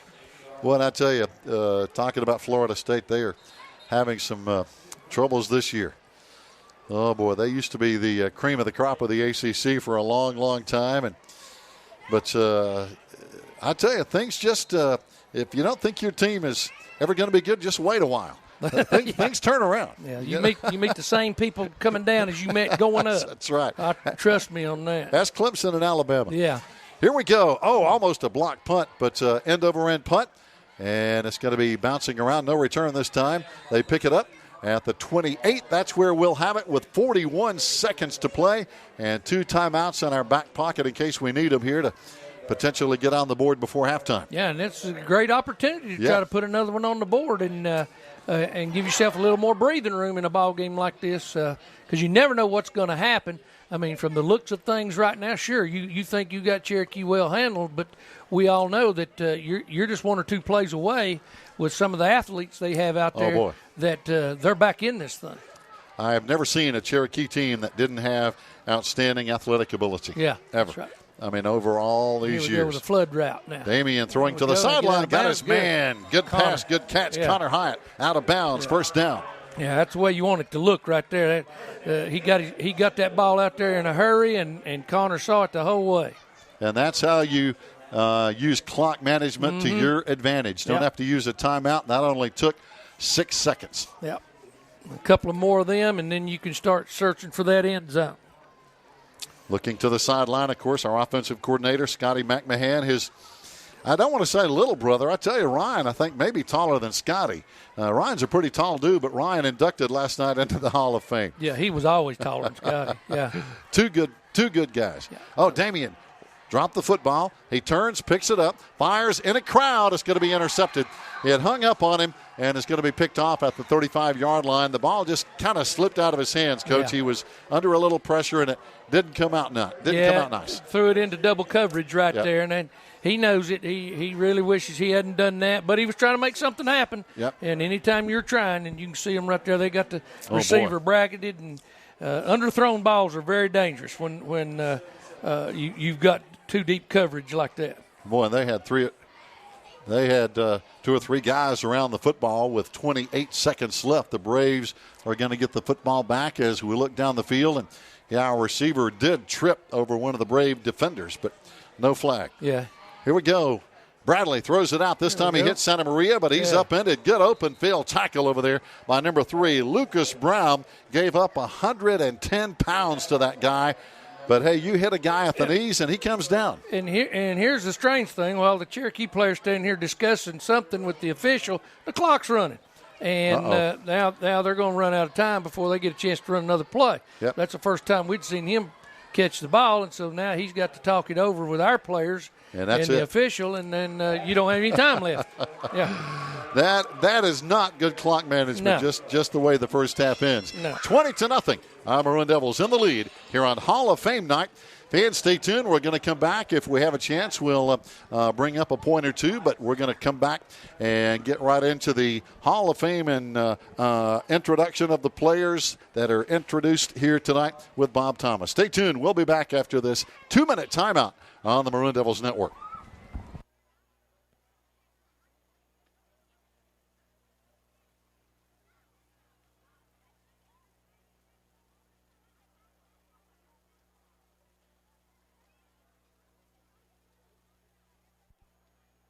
Hi, I'm Tricia Chapman, the director here at Bright Adventures Pre-K. We want to talk to you for a moment about keeping your children safe here in the parking lot. When you're dropping off and picking up your child here at Pre-K, we want you to park along the right-hand side of the hill here with our visitor parking signs. You're going to get out of your vehicle, walk your child into their classroom, sign them in, and then come back to your vehicle. From there, we want you to go all the way down to the bottom gravel lot where you'll turn around and then come back up and exit the parking lot at the top. Behind me, you'll see the gravel lot where we want you to turn around before leaving the parking lot. Please do not turn around in the main parking lot, but come all the way down here, make your turn, and then come back out and exit through the top. This is also the lot where the buses turn around, so make sure you're watching out for them and driving slowly and carefully. This procedure applies to both morning and afternoons. Also, please remember that by state law, if the school bus is stopped and the arm is out, we need all vehicles to stop. This makes sure that we don't have little kids moving when there are also vehicles moving. We thank you for trusting us with your children, and we're enjoying learning with them and about them this year.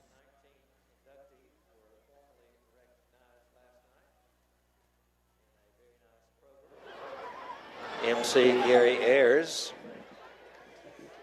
Inductees this year include Ryan McMahon, Wendy Treherne-Myers, R.G. Bobby Robinson, Stephanie Allman Treadway, and Charles Nathaniel Nat Watson. Various family members out there with these folks. First, we have Ryan McMahon, a 2010 graduate of Swain County High School. Ryan played 3 sports, was outstanding in all 3. Football, he was all SMC, all WNC, and all state during his senior citizen.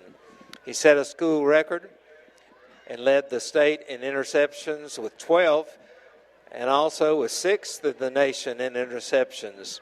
He rushed for 2,058 yards in his career. He was a 2-time All-SMC player in basketball. He led the team in scoring during his junior and senior seasons. He finished his career with over 1,000 points. He was selected to the Blue-White All-Star basketball game. He was a 2-time All-Smoky Mountain Conference selection in baseball. He set school record for stolen bases with 38. He was a finalist for the Western North Carolina 1A, 2A, Male Athlete of the Year. Ladies and gentlemen, Mr. Ryan McMahon, escorted by his parents, Chuck and Joanna, and his son, Harrison, and his wife, Cassie. So congratulations to Ryan McMahon, inducted with the 2019 Hall of Fame class. Next, we have Miss Wendy Treherne Myers, escorted by her father, Dan Treherne. She's a 1991 graduate of Swain County High School. She excelled in cross country and track at Swain High. She was the North Carolina High School Athletic Association 1A, 2A state runner-up in cross country, the 1,600-meter run, and the 3,200-meter run. She was named All-State in cross country for both her junior and senior seasons. She was a Smoky Mountain Conference champion in cross country, the 1,600-meter run, and the 3,200-meter run. She was Smoky Mountain Conference Co-Runner of the Year in 1991. She set a school record in cross country as well as in the 1,600-meter and 3,200-meter runs. Her 3,200-meter time of 11:48 and cross country time of 19:41 were still school records as of 2019. Our second inductee, Miss Wendy Treherne Myers, escorted by her daddy, Dan.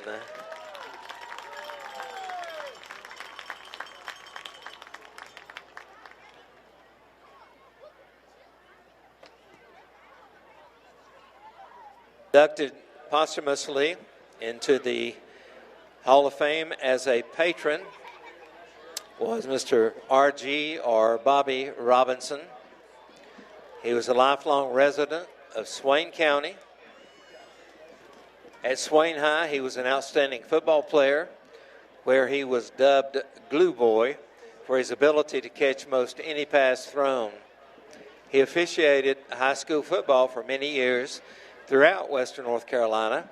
He remained a faithful supporter of athletics and education at Swain High School and his life. A fixture along the fence line at every Maroon Devil home game where he cheered on his Maroon Devils. After his death, a marker was placed along the fence at Swain County Memorial Stadium where he stood for many, many years. Mr. Robinson was instrumental in the construction of Swain County Memorial Stadium. He assisted and supervised the entire stadium building process. Prior to his death in 2008, he established the Bob Robinson Family Scholarship Fund for graduates of Swain County High School. To date, 10 different graduates, some for multiple years, have benefited from his generosity and foresight. If you will look on the home side, where there is one balloon remaining, on the ground there is a plaque in honor of Bob Robinson. It says, "In memory of Bob Robinson, great supporter and fan." And he was very fond of saying to Coach Dietz in particular, "Throw the ball." Bob Robinson.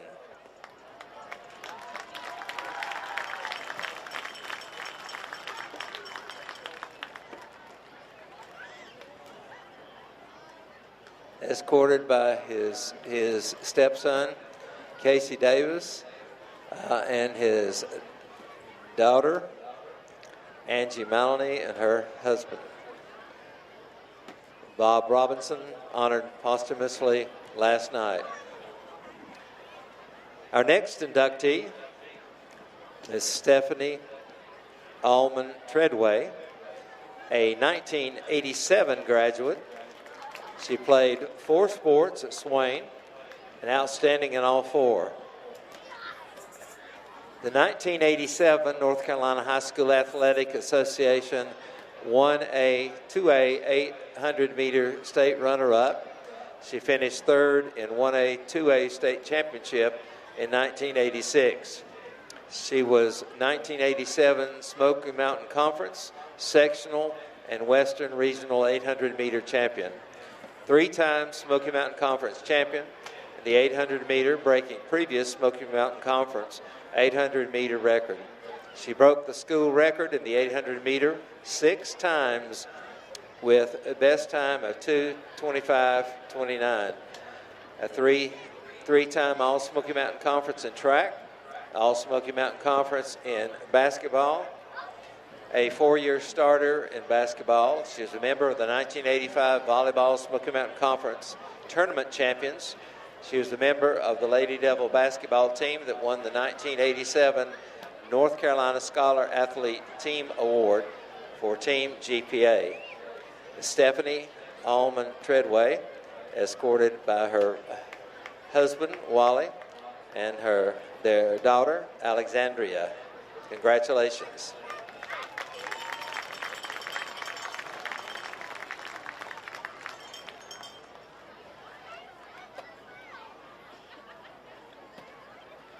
Our next inductee, Mr. Charles Nathaniel Nat Watson, a 1972 graduate. He played 4 sports at Swain and was outstanding in all 4. In football, he was all Smoky Mountain Conference, all Western North Carolina, and Asheville Citizen Times all-scholastic team during his senior year. 3-time all-Smoky Mountain Conference in football, 3-time all-Smoky Mountain Conference in baseball, 2-time all-Smoky Mountain Conference in basketball and all-Smoky Mountain Conference in track, a total of 9 all-Smoky Mountain Conference recognitions. He set school records in receiving as sophomore with most TDs, 5, and yards in a game, 288. Along with 15 TD receptions in a season. He averaged 43 yards per punt as a senior. He signed a full grant in aid to play football at Western Carolina University. He played football and baseball at Western Carolina University. As Master of Ceremonies Gary Ayers pointed out last night in last night's ceremony, Maroon Devils are family. His son, Eric, you see with him tonight, is really special. A lot of you probably don't know this fact about him. And I quote this bit of scripture. No greater love than this, that a man lay down his life for his brother. As I said, family was very important, the Maroon Devil family. Eric epitomized sacrifice, self-giving for a friend. He donated a kidney to a member of his close friend, Barrick Myers, member of the Eastern Band of Cherokee Indians. What a sacrifice. Thank you, Eric. We're proud of you, truly showing Maroon strong. 5th inductee, Mr. Nat Watson, accompanied by his family, his son Eric, his son Michael, and Marcia, Nat's wife, and a couple little fellows down there. What a family. Congratulations to all of the inductees in last night's ceremony. The Hall of Fame Board of Directors include Coach Bob Marr, Chairman, Chuck McMahon, Vice Chairman, Bob Thomas, Secretary, Treasurer, Harry Birchfield, Neil Blankenship, Sonia Blankenship, Coach Boris Dietz, Jamie Fisher, Danny Muse, O'Neill Muse, and Sarah Robinson, and Dan Treherne. If you would like to submit your legacy with your own Athletic Hall of Fame brick, be a part of the Swain County Athletic Hall of Fame, putting your name on the Wall of Fame. If you lettered in a sport at Swain High School, you may purchase a brick with your name, sport, and years played. Pick up one of the conveniently located brick forms, fill out your information, mail the form and your check for $75 made out to Swain County Athletic Hall of Fame to SCA HOF Brick Order, P.O. Box 2340, Bryson City, NC. Also, each year, the Board of Directors solicits recommendations, nominations for outstanding Swain athletes who've been out of school for a minimum of 5 years, I think it is. So you need to round up all the information for your selection and submit it. Fans, welcome back. We're at halftime. The Maroon Devils up with a 20-0 lead here in our annual Swain County battle of Swain County teams. Of course, the Braves just 10 miles up the road, Coach, as the band is getting ready to entertain here in just a minute. But again, we were recognizing our Hall of Fame class for 2019, and you know all these people well. But interesting first half. I think Cherokee probably played as well as they could play, given the fact that they're undermanned tonight. Yeah, some bad circumstances, as we know, that have affected their performance. We don't know how much, but we know it's affected it negatively,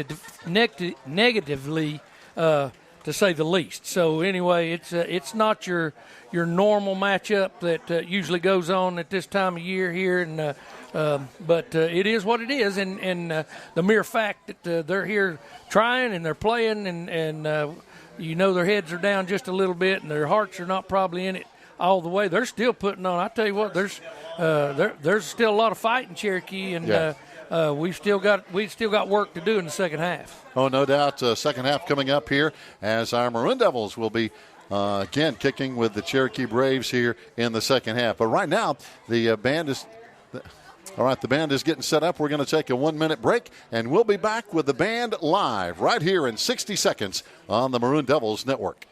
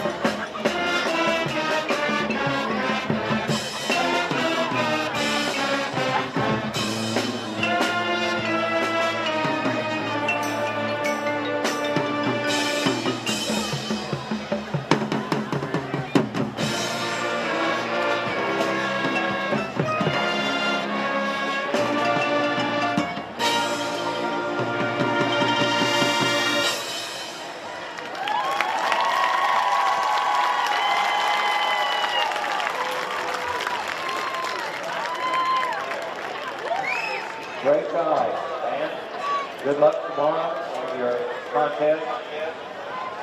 Ready to the Sky Band Festival at Inductee High School. Our band will be performing around 11 o'clock.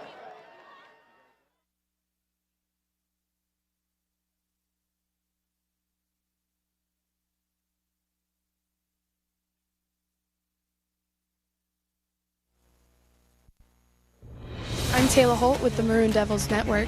Thank you for watching. Please like and subscribe. And if you enjoy our videos, please hit the notification bell down below so you can get a notification every time that we upload a video.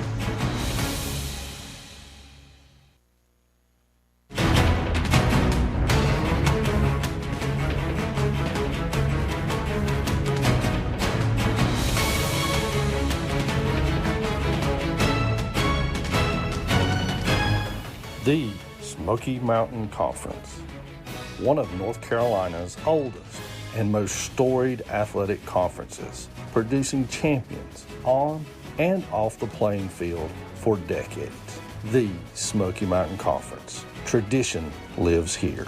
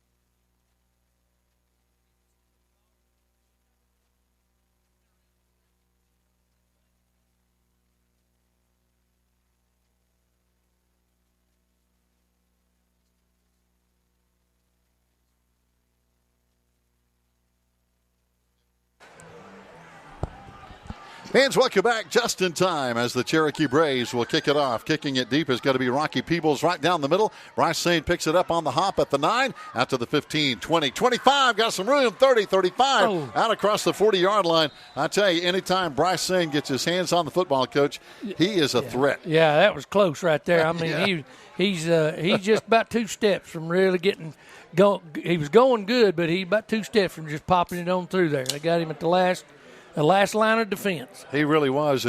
And another guy that was kind of like that who was returning kicks for our Maroon Devils, Matthew Manley was like that. Yeah. When he got his hands on the ball, you better not leave the room. Yeah. Because they could take it all the way. Here we go. Damian under center. First down and 10.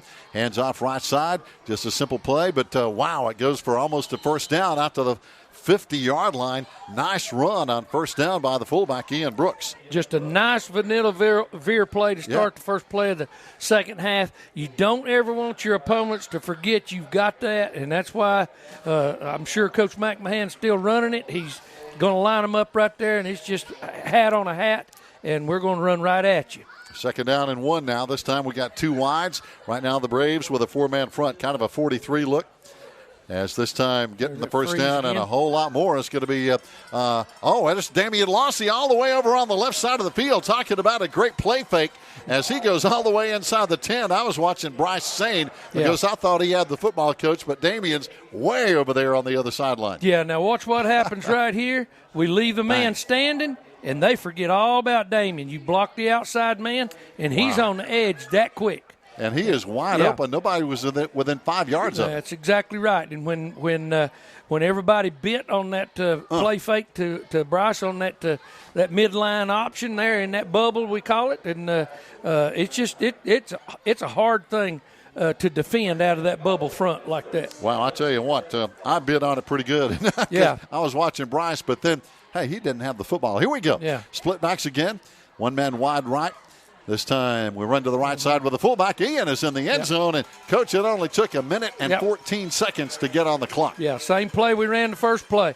Blocked it exactly the same way. It's just getting back to the fundamentals and the principles of it. You can see right there, kick out block down on everybody else, and then just block that outside linebacker and run it up in there. This time coming on to kick the PAT, of course, is going to be number 14, Gavin Lanning, our sophomore.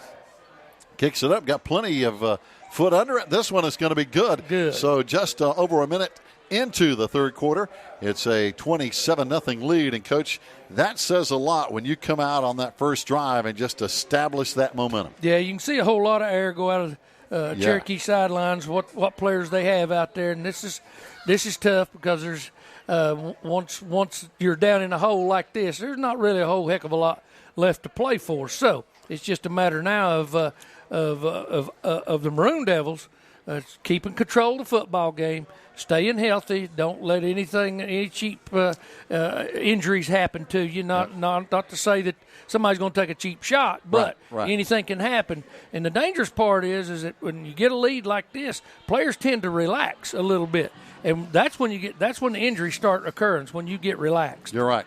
Exactly right. When you relax and get hit from the blind side or the back side or where you're not expecting to get hit. And then Carrie Powell has to come out of the field. I saw Carrie last night at the Hall of Fame, and she said, all I want to do is run water out to the referees. I don't want to see any injuries tomorrow night. No more players on the ground. Yeah. That's it. So she's had a pretty good night so far. Only thing we've seen is one cramp, and that was on one of the Cherokee players. Here comes the kickoff from Aiden Pond, taking out the 10. Bringing it back is going to be Anthony Allison. We've seen what he can do, but wow, when this guy puts some shoulder pads on you, that looks like Cody Long over there. Or going to have a little extra activity there after the tackle. I think the official was upset with the way he kind of wooled him after he made the tackle there, and that may have been what took place as soon as made the tackle. Made a great tackle. I mean, it really was. It was one of those things that he ran right to the center of it, and right there. Yeah, that's Bryn Jackson, by the way. Bryn, number 60. Yeah, and right there, I think the official just wasn't too proud of the way he reacted after the tackle. Unsportsmanlike conduct called against the Maroon Devils, so that's going to help Cherokee with their field position here with just a minute and a half gone in the third quarter. They're going to take over now at their 37-yard line. So let's see if our Maroon Devil defense can again, set the tone on this first series as we did on offense just a moment ago. Again, those guys up on the line, 4-man front this time. This time the quarterback, Donald Bradley, wants to throw. It's going to be tipped off the line of scrimmage. Somebody got a hand on it. Yeah, right at the line of scrimmage. He ran the play fake up in there, pulled the ball, wanted to get it over the middle quick before the safeties could squeeze down on it right there, and just the ball got tipped and got knocked short. So, again, good defensive penetration by the up-front linemen. And those guys are doing a good job. We're talking about Connor McCoy, Colby Kirkland, Chase Hughes, and Nick Millsaps. Those are mostly the guys who play, whether it's a wolf front or a 4-man front. Yeah. But they're doing a fantastic job. Yeah, they're doing an excellent job right here, and Coach Blankenship will leave those guys in there for a while right now, just so they continue to play hard. Here comes Allison around the right side, and there's one of the other guys we're talking about, our defensive line, and that's 47, Jake Langston. He has had a huge night. Yeah, he's always been a mainstay up there, and when Jake's on the line of scrimmage, and you see right here how he shuffles his feet and plays down the line of scrimmage rather than running upfield, that's just a bonus. That makes you feel good as a football coach when you see a young man do that and squeeze that line of scrimmage and make a play. That's it. And some of it's pursuit, some of it's playing your gap, kind of staying at home, so to speak. Right, and it's a disciplinary thing. And then after they've done it a few times, it becomes a muscle memory thing, and they don't really even think about it. Absolutely. And some people don't realize you can actually over-pursue. Here we go. Bradley back to throw. He's in trouble. He's trying to get away, and he can't get away. The ball is loose. Ian Brooks picks it up. They're going to blow it dead, though. They're going to say that the quarterback was down. He was in the grasp of Jake Langston, and probably his knee might have been on the ground. I think it came out of there. I'm going to err on that side. I believe it did come out. We'll see right here in the replay. Right here, Langston gets a hold of him right here, and he's not down. He's not down, and that ball comes out. It's out. And so it's a live ball. But I think Jake ought to get a stat for causing a fumble. I can't figure out why Mr. Junaluska threw the beanbag on the field if it's not a fumble. The only time the beanbag comes out is if it's a fumble. He threw the beanbag, but it wasn't a fumble. Okay. They're going to fake the punt. Yeah. And this time again, they're trying to run it to the outside, but it's not going to be enough. And our Maroon Devils are going to get it down about the 36-yard line. Great coverage over there as Jaden Welch tried to run it. But, again, he faked this for, I think, just a split second, Coach. But then you've got Ian Brooks, Jake Langston and company. Also over there is Connor Hyatt. They were not faked too long. I'm going to go out on a limb and say right here that young man did that on his own from the looks of the way the rest of the players were going downfield to cover a punt. I think he just said, okay, if you're going to score with it, I'm going to try to make something happen. Maroon Devils with the football back after the fake punt was unsuccessful by the Braves as we run it this time down to the 31-yard line, a gain of 6 on the play. 9 minutes to play in the third quarter. Yeah. You can see right here trying to hit the veer lane right there. We did. The defensive end right there, he's just guessing right now. Number 32, he doesn't really know exactly who's got the football, so he's just taking a guess now. And again, they do have some size up front. Some of those people like Zach Lossey, 5'9", 270. Zacchaeus Waddy, 5'9", he's also 270. Massey Catalster, 6', 240. So some beef up front. This time the Maroon Devils pop Bryce Swain outside. He's down the sideline still dancing as he dances his way to a first down. Yeah, Bryce did a good job right there. They kind of took it away from us by adding the next extra defender to the line of scrimmage. And you can see as we start up in there, we're trying to get a block on that defensive end. And we're running it a little bit tight. And he just breaks it outside, realizing that's the best shot he's got is to get to that edge. And he did a good job getting out there and cuts it back inside, stays in bounds. The clock keeps running. 27-0 Maroon Devils lead with 8 minutes to play here in this third quarter. Now the Braves shifting some players in on their defensive line, trying to keep a little bit of freshness in there. Again, they're undermanned here tonight as the Maroon Devils run to the right side, trying to cut it back inside. Bryce Swain and those quick feet down to the 5, and he is going to be close to a first down. Yeah, this is kind of a power play. It really wasn't a sweep. It was supposed to be a power play. But there again, Bryce has been doing this long enough that he realizes it's not there, right there where he needs to see it. So he pops it on out to the edge and just gets every yard he can. And that's what you want a good back to do. Yeah, it's heads-up play. Yeah, he's got to know when to hold them and when to fold them. And over the years, he's learned that. He does have some quick feet, too, man. His feet are just in constant motion. Yeah, same formation right here. Here he goes. Fumble the ball. Uh-oh. I believe they've got it. Got a loose football down inside, and the officials say that's, Cherokee ball inside the 5. And, Coach, I know we have a 27-0 lead, but that's still a tough turnover inside the 5. Yeah, we needed that one. We needed to go ahead and punch that one in. Yeah, we're putting ourselves in a predicament right here to encourage them to keep playing. Right. And that could have been almost kind of a nail in the coffin kind of score, so to speak. Yeah. But Braves now have got to beware of hanging on to the football themselves because their quarterback's going to be in the end zone. Yeah, and they've got to watch this. They're fixing to run out of time on the game clock right here. And they've done that twice already. Yeah, and they're not in any hurry to snap the football. Now I think they're going to call timeout. It was running out on them. Yeah, going to break in the action. We'll break down the line as well for WBHN. We'll be back in 1 minute on the Maroon Devils Network.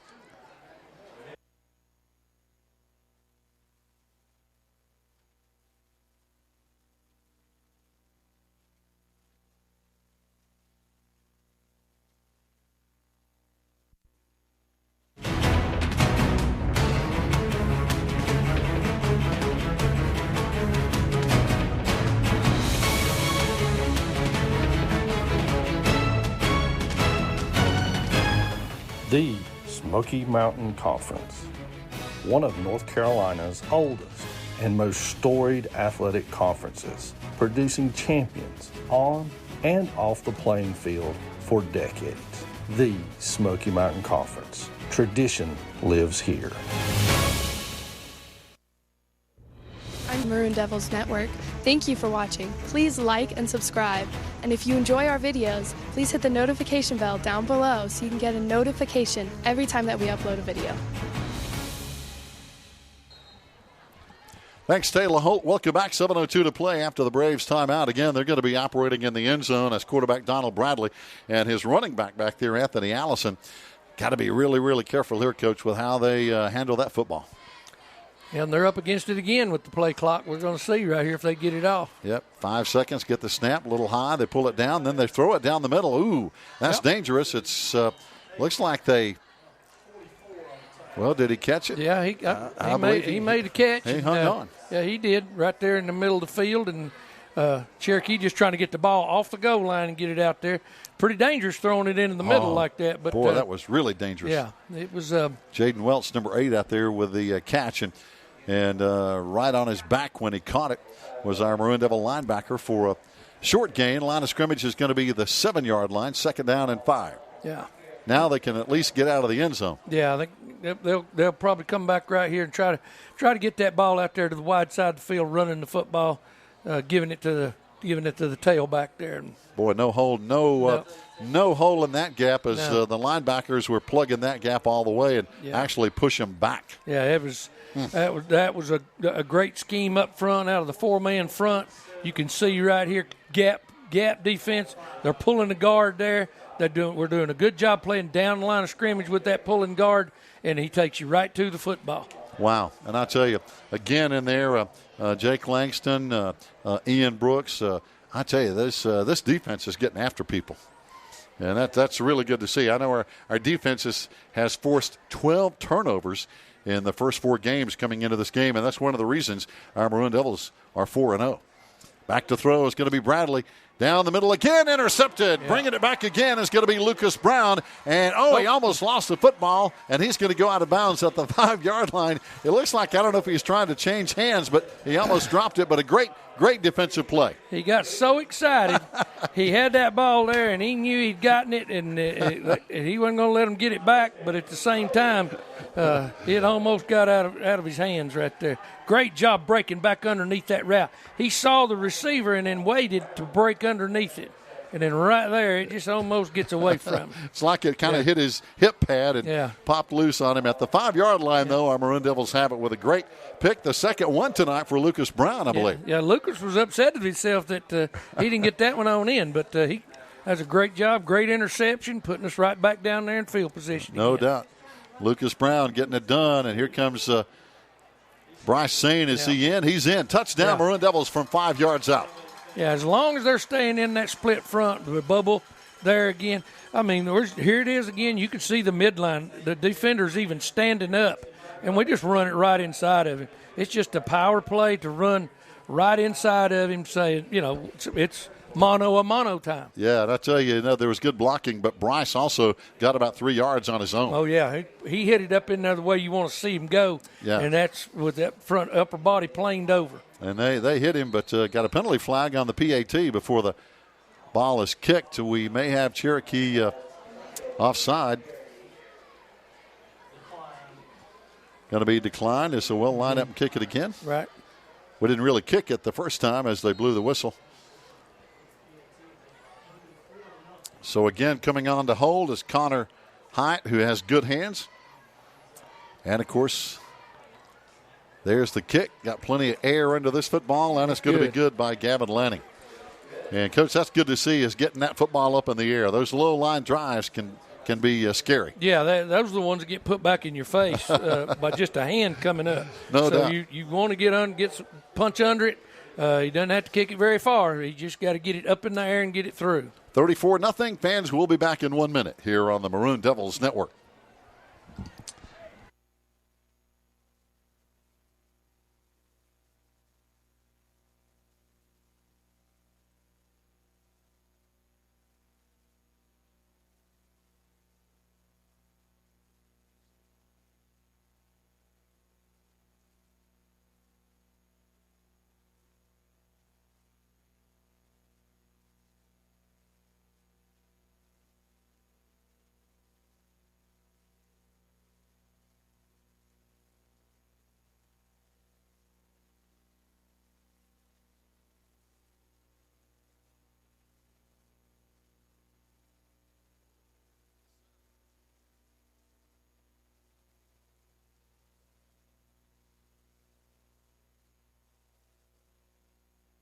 Back, ready to punch it back to Cherokee. Number 11, Aiden Pond, will kick it off with 5:16 to play, third quarter. Maroon Devils with a commanding 34-0 lead on this Friday night. We'll be back at home again next Friday hosting Andrews.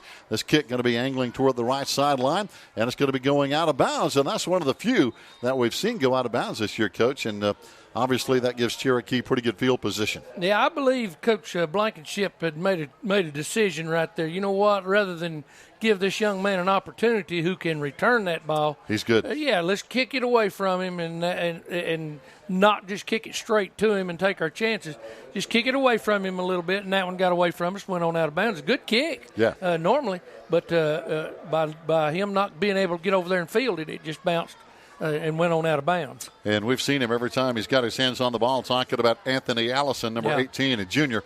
He has been very good on his kickoff returns. This time he's going to line up in the slot over here on the right side as they have trips over there. And it's going to be the shotgun for the quarterback, number 2, Donald Bradley, the sophomore, starting in the place of the injured Bobby Crow tonight. And he runs for basically no gain. 2nd and 10 coming up with that defensive front still in there playing hard. This time it's Noah Romero coming in, 55 on the stop. Yeah, you see him fake what's referred to as the jet sweep right here underneath, pulling the guard and the tackle, and then he's following them up in there. And there again, playing on the line of scrimmage, not biting on any play fakes, knowing what you're seeing as far as the way the offensive linemen are blocked. Offensive linemen will never lie to you. They have a blocking scheme, and they got to stay with it. And so if your eyes are on them first, then you're looking for the football. You're going to be most of the time right. If your eyes are back there in that backfield against this type of offense, then you're going to get your britches pulled down. That's what's going to happen. And we're going to have a timeout by the Braves, 4:24 to play, and we'll take a timeout and give our friends at WBHN a 60-minute break here, 60-second break here on the Maroon Devils Network. I'm going to tell you a secret to being successful as a student and as a parent. have your sons or daughters come to school. Chronic absenteeism is any time that a student misses more than 17 days in the school year. We have anywhere from 25 to 33% of our students at the various schools across the county who are missing 17 days or more. That's a dangerous thing because you can't learn if you're not in class. And I happen to know from some numbers that I have on my desk that if an 8th grader misses 15 days or more, they have a 62% chance of not graduating from high school. And that means if they don't graduate from high school, that they are going to have a $500,000 negative impact on Swain County. Help me take care of your sons and daughters in Swain County. Have them come to school on a regular basis, and thank you. Back live here on the Maroon Devils Network, 2nd down and 10. Braves trying to get lined up correctly here. This time they got a wing on the left side and twins over here as well. And I'm not sure they were really on the same page offensively, coaches. They had people moving and a penalty flag down for a false start. Yeah, they're trying to get their offensive linemen situated now, and they're forgetting their strong side and weak side principles of their offensive linemen. They're flip-flopping their guards, which tells you, that way they know the job they're doing. They're either pulling to the ball or away from the ball. And you don't have to think about two things. And it goes back to that whole Murphy principle of flip-flopping them. But there again, they get confused sometimes about their alignment and their assignment. This time got a man in motion. Bradley fakes one way. He's in trouble. He runs right into big Nick Millsaps and Ian Brooks, but he throws downfield complete. And there's a great open field tackle by Donovan Groenwald. But again, a big pass completion down here to Anthony Allison. Yeah, bring up 3rd down. That's a great open field tackle breaking back right there. And this play was actually designed for the quarterback to be out on the right-hand side of the offense. He ended up coming back over here just because of all the traffic that he saw. And as a parent. 3rd down now with 3 to go for the Cherokee Braves. But again, as you mentioned, Coach, good open field tackle. But I tell you, the quarterback was running for his life before he got that ball loose. Yeah, he's doing a lot of the flag tag stuff right now, just trying to make something happen. Got trips to the wide side this time, yeah. He's going to fake that way, look that way, roll that way, still trying to find somebody open, but he has so much pressure, he just finally runs. He actually gets the first down at the 49-yard line, so not a bad play considering good coverage downfield, though. Yeah, he kept looking for somebody to break open, and they never did. Yep. He had one receiver that just kind of stood there and wasn't real sure what to do, 32, and so he breaks contain on us a little bit right here, and he's got us in no man's land out there in coverage, but we cover the upfield receivers real good. But committing to him too soon means he gets a completion, so you have to play off of him just a little bit. That's it. You just can't let him run around on the edge like that too much because that's when he starts picking up first downs. 1st down and 10, Braves at the 49-yard line. Bradley turns, hands off. Draw play for about 3 down to the 48-yard line with 3 minutes to play here in this 3rd quarter. Yeah, he's trying to run a little bit of an isolation play. You can see the backside guard pulling and the lead blocker up in, kicking out, and he cuts it back inside of him, trying to hope that linebacker's overrun it, which we didn't. He still picks up some positive yardage, but he wasn't able to break it. Good play by the linebackers, and for the most part, most of our starters still in there on defense, talking about that.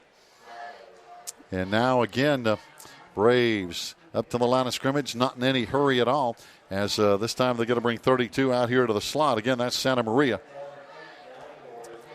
This time Bradley throws right down the middle, but just gunned it too hard. His man just couldn't get to it down there, and that was Jonathan Frady, so it's incomplete. Yeah, trying to run a stop route right here, trying to bait these linebackers with that same play look that they ran just the play before, and try to get that underneath cut where the linebackers can't make a play on that because you've got to respect that run look right there, and they're seeing the offensive lineman block it exactly like it's a run. So now 2:15 to go in the 3rd quarter as the Braves get the play from the sideline coming in. And their offensive coordinator, by the way, is Carl Anker under head coach Dave Napier. Rolling to the right side, it's going to be Bradley again. He's going to run it again, and he got the first down. He's way down inside the 35 for a big first down. And with 2:07 to play, right now he's really making the plays for the Brave offense because right now they can't get anybody open. Yeah, he got this all on his own.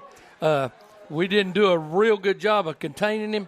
that's keeping him inside of you, not letting him get to that edge. And I'm sure Coach Blankenship will address that little problem, because you can't let an athlete like him have that edge that often and not have a contained rusher out there that keeps him inside and makes him pull that ball up. And he has quick feet. Oh, yeah. So now, first down and 10 at our 34-yard line. Bradley, the quarterback. Anthony Allison in motion. Hands off on the jet sweep. Yep. Runs to the right side. Gets in traffic. Down to the 31-yard line. A gain of about 3 yards. Yeah. Faked it several times tonight. Finally handed it off on the jet sweep. And this is all just a complete zone. Try to outrun everybody and get to the edge before they do. And good penetration in there. A lot of guys around the football. Again, there's, Jake Langston, among others, jamming up the running lanes. Under 2 minutes to go now, 1:35 and counting. Cherokee not in any real big hurry getting the play in. They kind of know the tone of things right now with a minute and a half to play in the third quarter, down 34-zip. I know they're trying to get on the scoreboard and kind of ease some of that pain. Got him in the wing on the left side. There's Allison running, and he fumbles it, and getting on it is Jake Langston. Maroon Devil football going the other way. Yep. One of the Braves injured on the play. Yeah, that ball popped out just as soon as he got hit right there. I don't know whether he didn't have a good handle on it or where a helmet knocked it out. You can see the blitz coming off the edge right here. He comes back towards Ian. Yep, and Brooks got it. Ian punches that ball out when he goes to tackling. And again, good coverage by Jake Langston. Yeah. And again, one of the Braves injured on the field. And as we mentioned, they just don't have enough manpower. And by the way, that looks like that could be Allison there. I believe it is. The guy who carried. Yeah, I believe it is. He may have got himself twisted up there when he was trying to avoid. We used to call that a rocket blitz, and that was a good time to run it right there. And you don't really know who's coming, and then you bring that ace player off the wide side of the field like that, and he's going to be relatively unblocked most of the time. And they're going to be working on him. And again, Allison has been one of the key players for the Braves here tonight. And while they attend to him, we'll take a break, and then we'll be back in 60 seconds. Stay with us here on the Maroon Devils Network.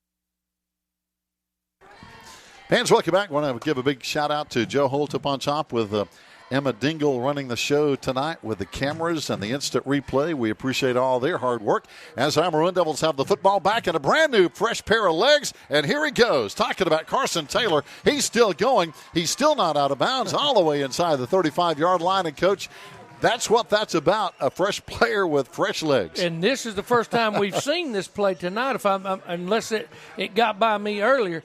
This is, if you can watch, this is a trap play. You see us pulling right there and leading up in. And, buddy, he followed it to a T. I like that play, too. Yeah, that's a counter, and it takes the inside linebackers out of the play.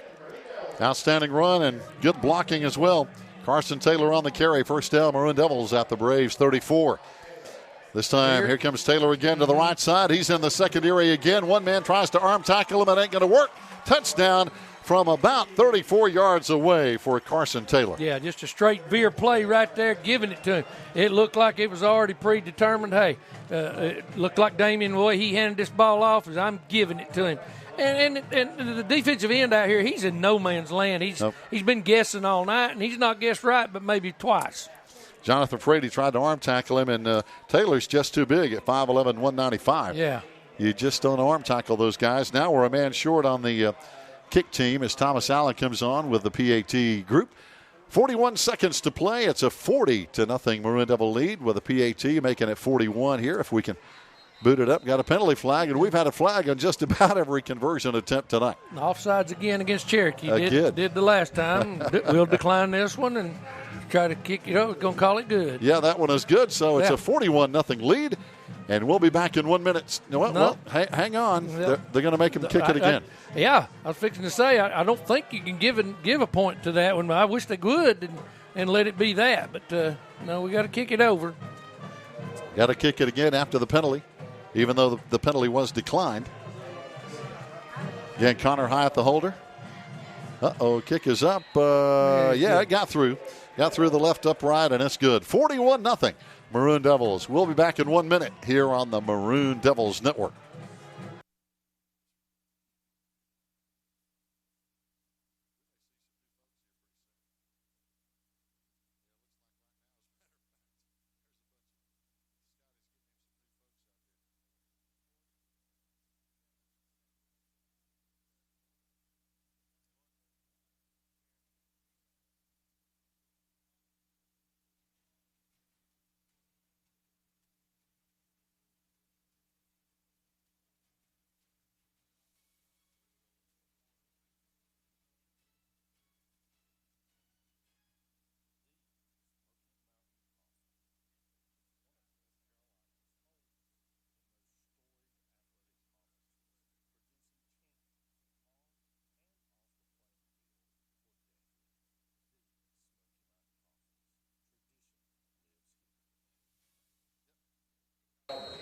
Welcome back. Couple of scores to pass along with no surprise. Robbinsville all over Rosman, 54-0. A final there.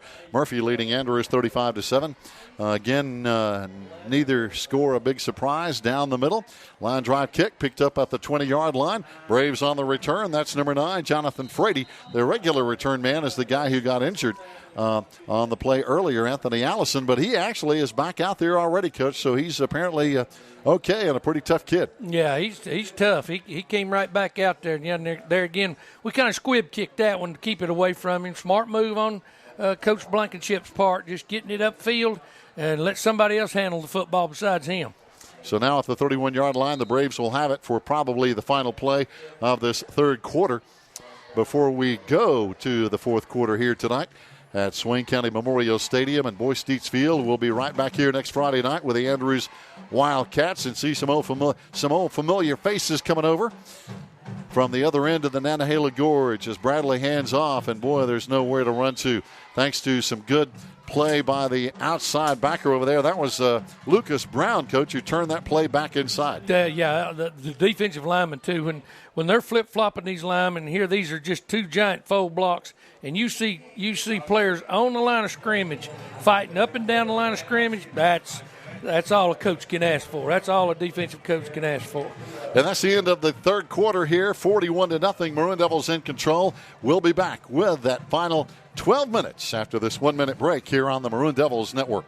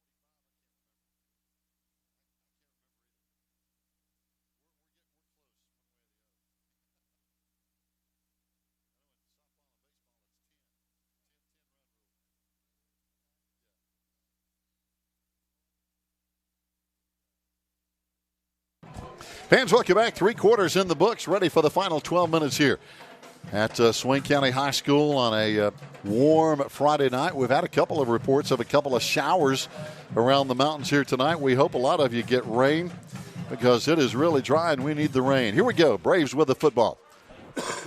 Handing off right over right side. There's Anthony Allison again on the carry. He's was shaken up earlier, but comes right back in and still playing hard as he's knocked down over there by Jake Langston and friends. Yeah, great. There again, it's the same play they ran right before the break in the quarter, going into the fourth quarter, and he's still trying to get it up in there. I like that kid. Boy, I tell you what. He's tough, isn't he? Yeah, he's hanging in there, and he's playing every down, and he doesn't have anything to hang his head about.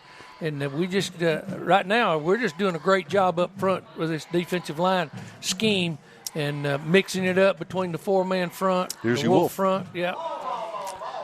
We got a loose football on the snap, and the Maroon Devils say we have it, and we do have it. Will the officials agree? I believe that was Charlie Lambert getting on the football, 52. Yeah. I think this ball, it hit him right in the face. Yeah. That's what I thought I saw, and he was looking back for it, and it bounced right back. He's up a little closer than what he had been, maybe. Yeah, that threw it off. Yeah, maybe that center just didn't realize he was going to be that close, and he changed his alignment a little bit and took it in the grill, as Joe said. Yeah, well, I think that was a new quarterback anyway. Jonathan Frady was in there taking the snap. Right.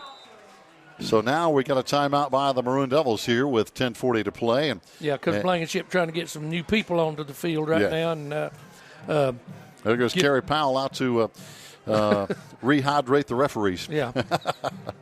And people don't realize this is a pretty tough job right here, too, because you don't want to just grab kids and start throwing them out there at this point in time in the ball game. You want them to know a little bit about what they're doing and play the position they're playing. Right. But sometimes that doesn't always happen with the personnel that you have. So it's a guessing game.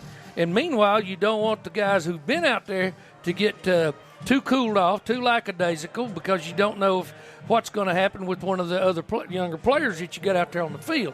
So it's always an interesting thing when you start substituting players, because you look out there sometimes and you have too many, and then sometimes you ain't got enough.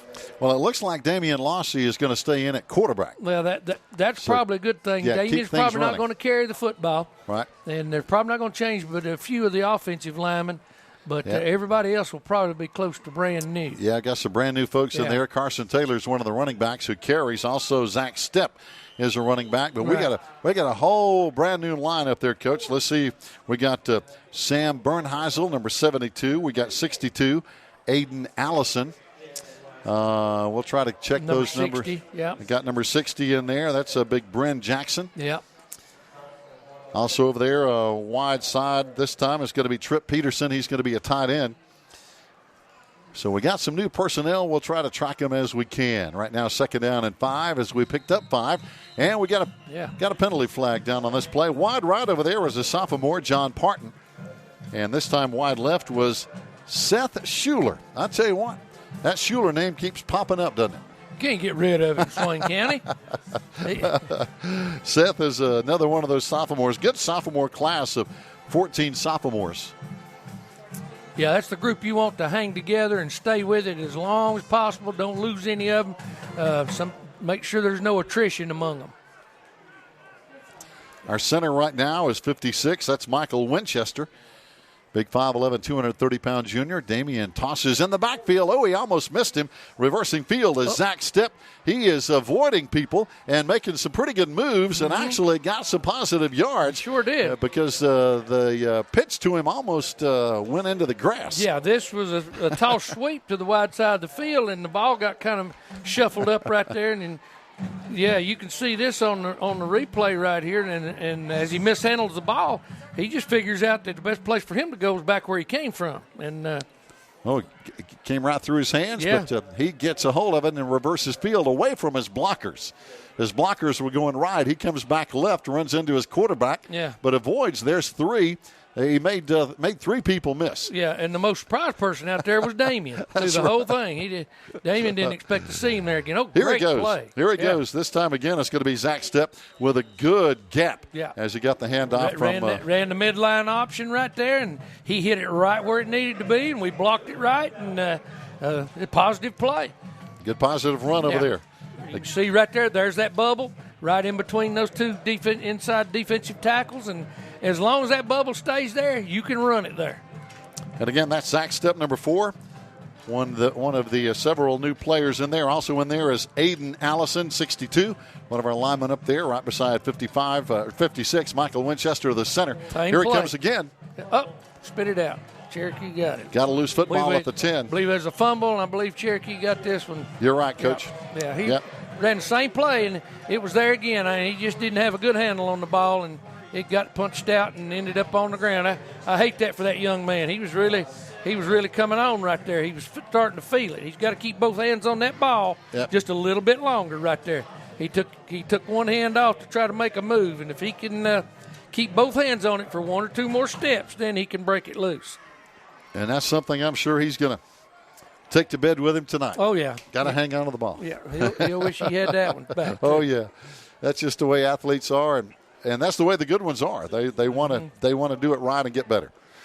Here comes Cherokee running the football. Aiden Allison again out to the left side, and this time he's got a whole lot of running room as he cuts it back against the grain at the 40, still going. Penalty flag down on the sideline. Yeah. And again, I'll tell you, this Anthony Allison, number 18, is just he's a strong kid. Yeah, he's a player, and we got a lot of young players out there, but I believe it's going to come back either for a hole or a block in the back. I'm not sure which one. Yep, block in the back.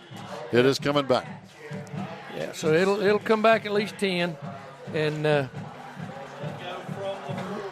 have to go again. From the 40 back to the 30. 7:02 to play now with a 41-0 Maroon Devil lead. And they're going to bring it back to the 30-yard line after the block in the back penalty. And now we've got a bunch of new folks out there on defense. We got Sam Bernheisel, 72. We got 65. Big Connor Driver, 6 foot, 250-pounder. Also over there is 41, Trip Peterson.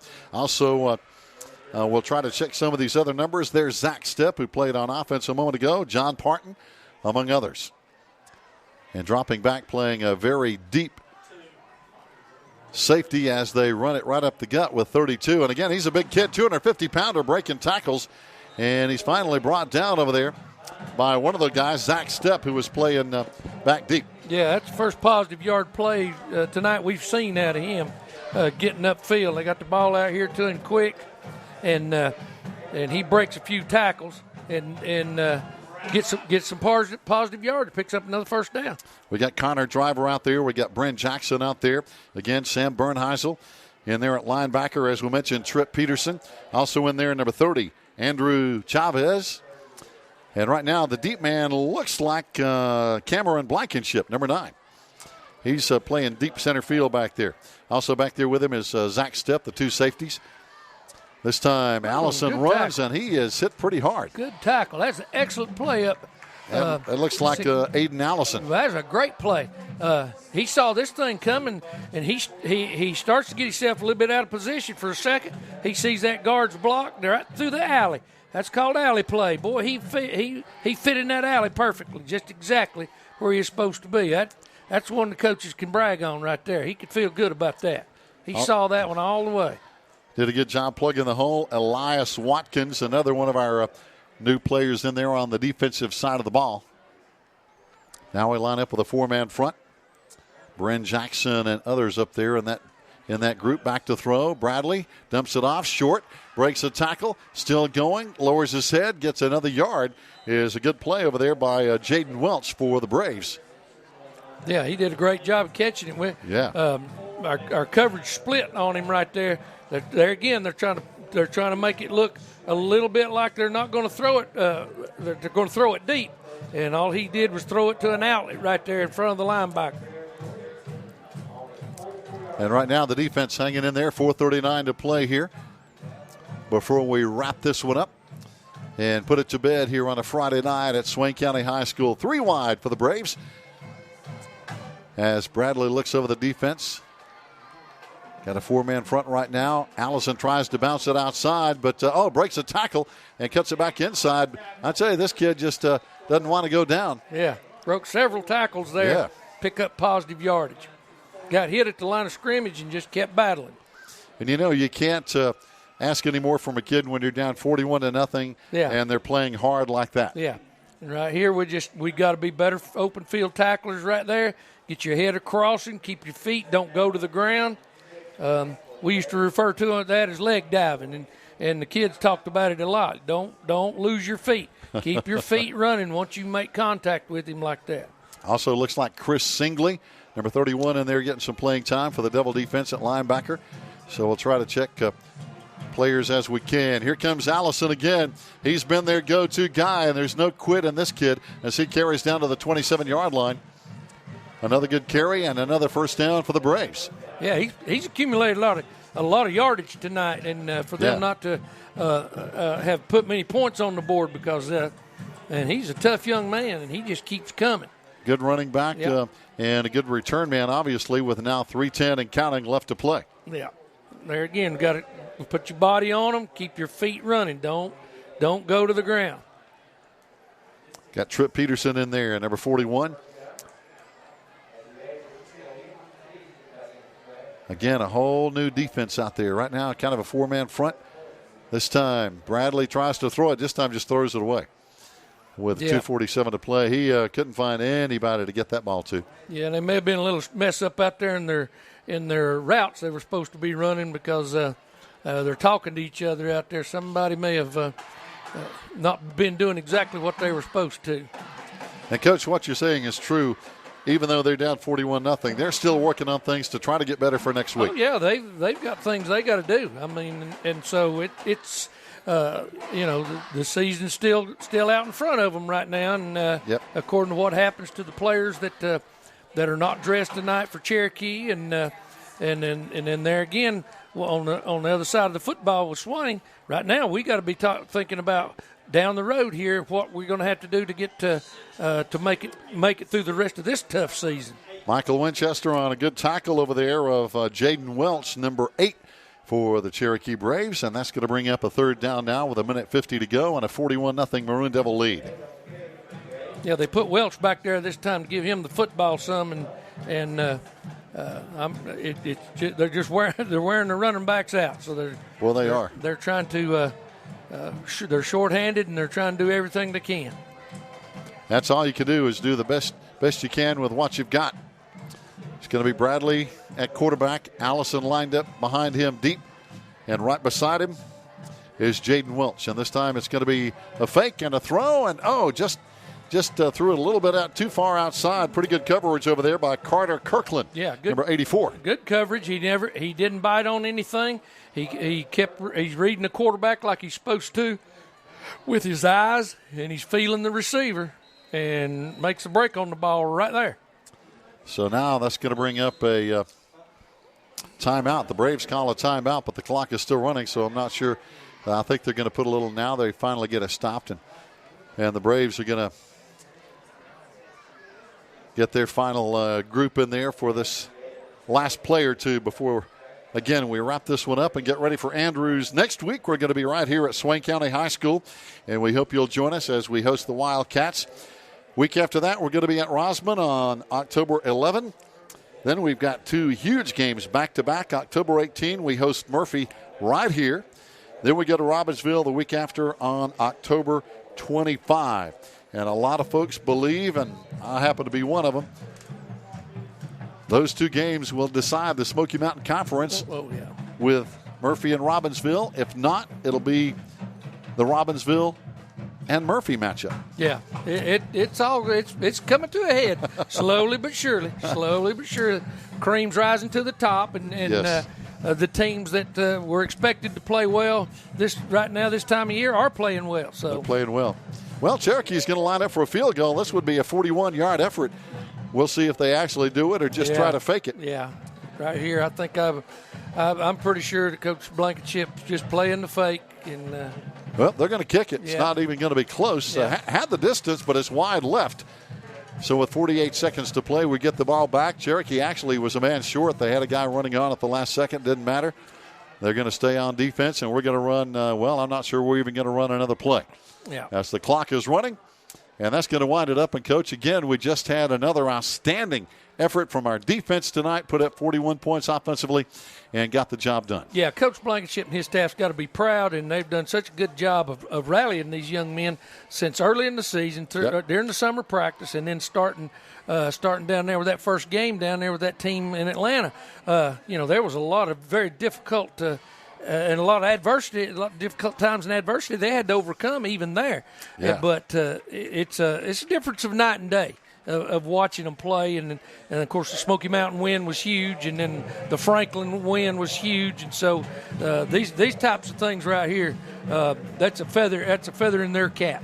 No doubt. We start the season off 5-0, our best record since 2012. We know what happened that year. We went all the way to the state championship. But again, when you start the season 5-0, you're doing some things right. And Coach Blankenship, and I think this goes back to when you were coaching and Coach Dietz was coaching, our Maroon Devils always seem to get better week by week by week and play better late in the season. Well, that's your objective. You know, you'd like to be good at coming out of the gates. You would love to, but it doesn't always happen that way. Yeah. And it's taken them time, as we talked about before, to find who they are, what their personality is. Are we just out there playing the game, or do we have something special here that we can build on and keep making this thing and keep climbing that ladder? And that's right now the objective, keep climbing that ladder. A lot of football still to play. Fans, that's going to wind it up again, 41-0 our final score. Join us next Friday. We'll be right back here at Swain County Memorial Stadium. Have a great weekend from all your friends here at the Maroon Devils Network.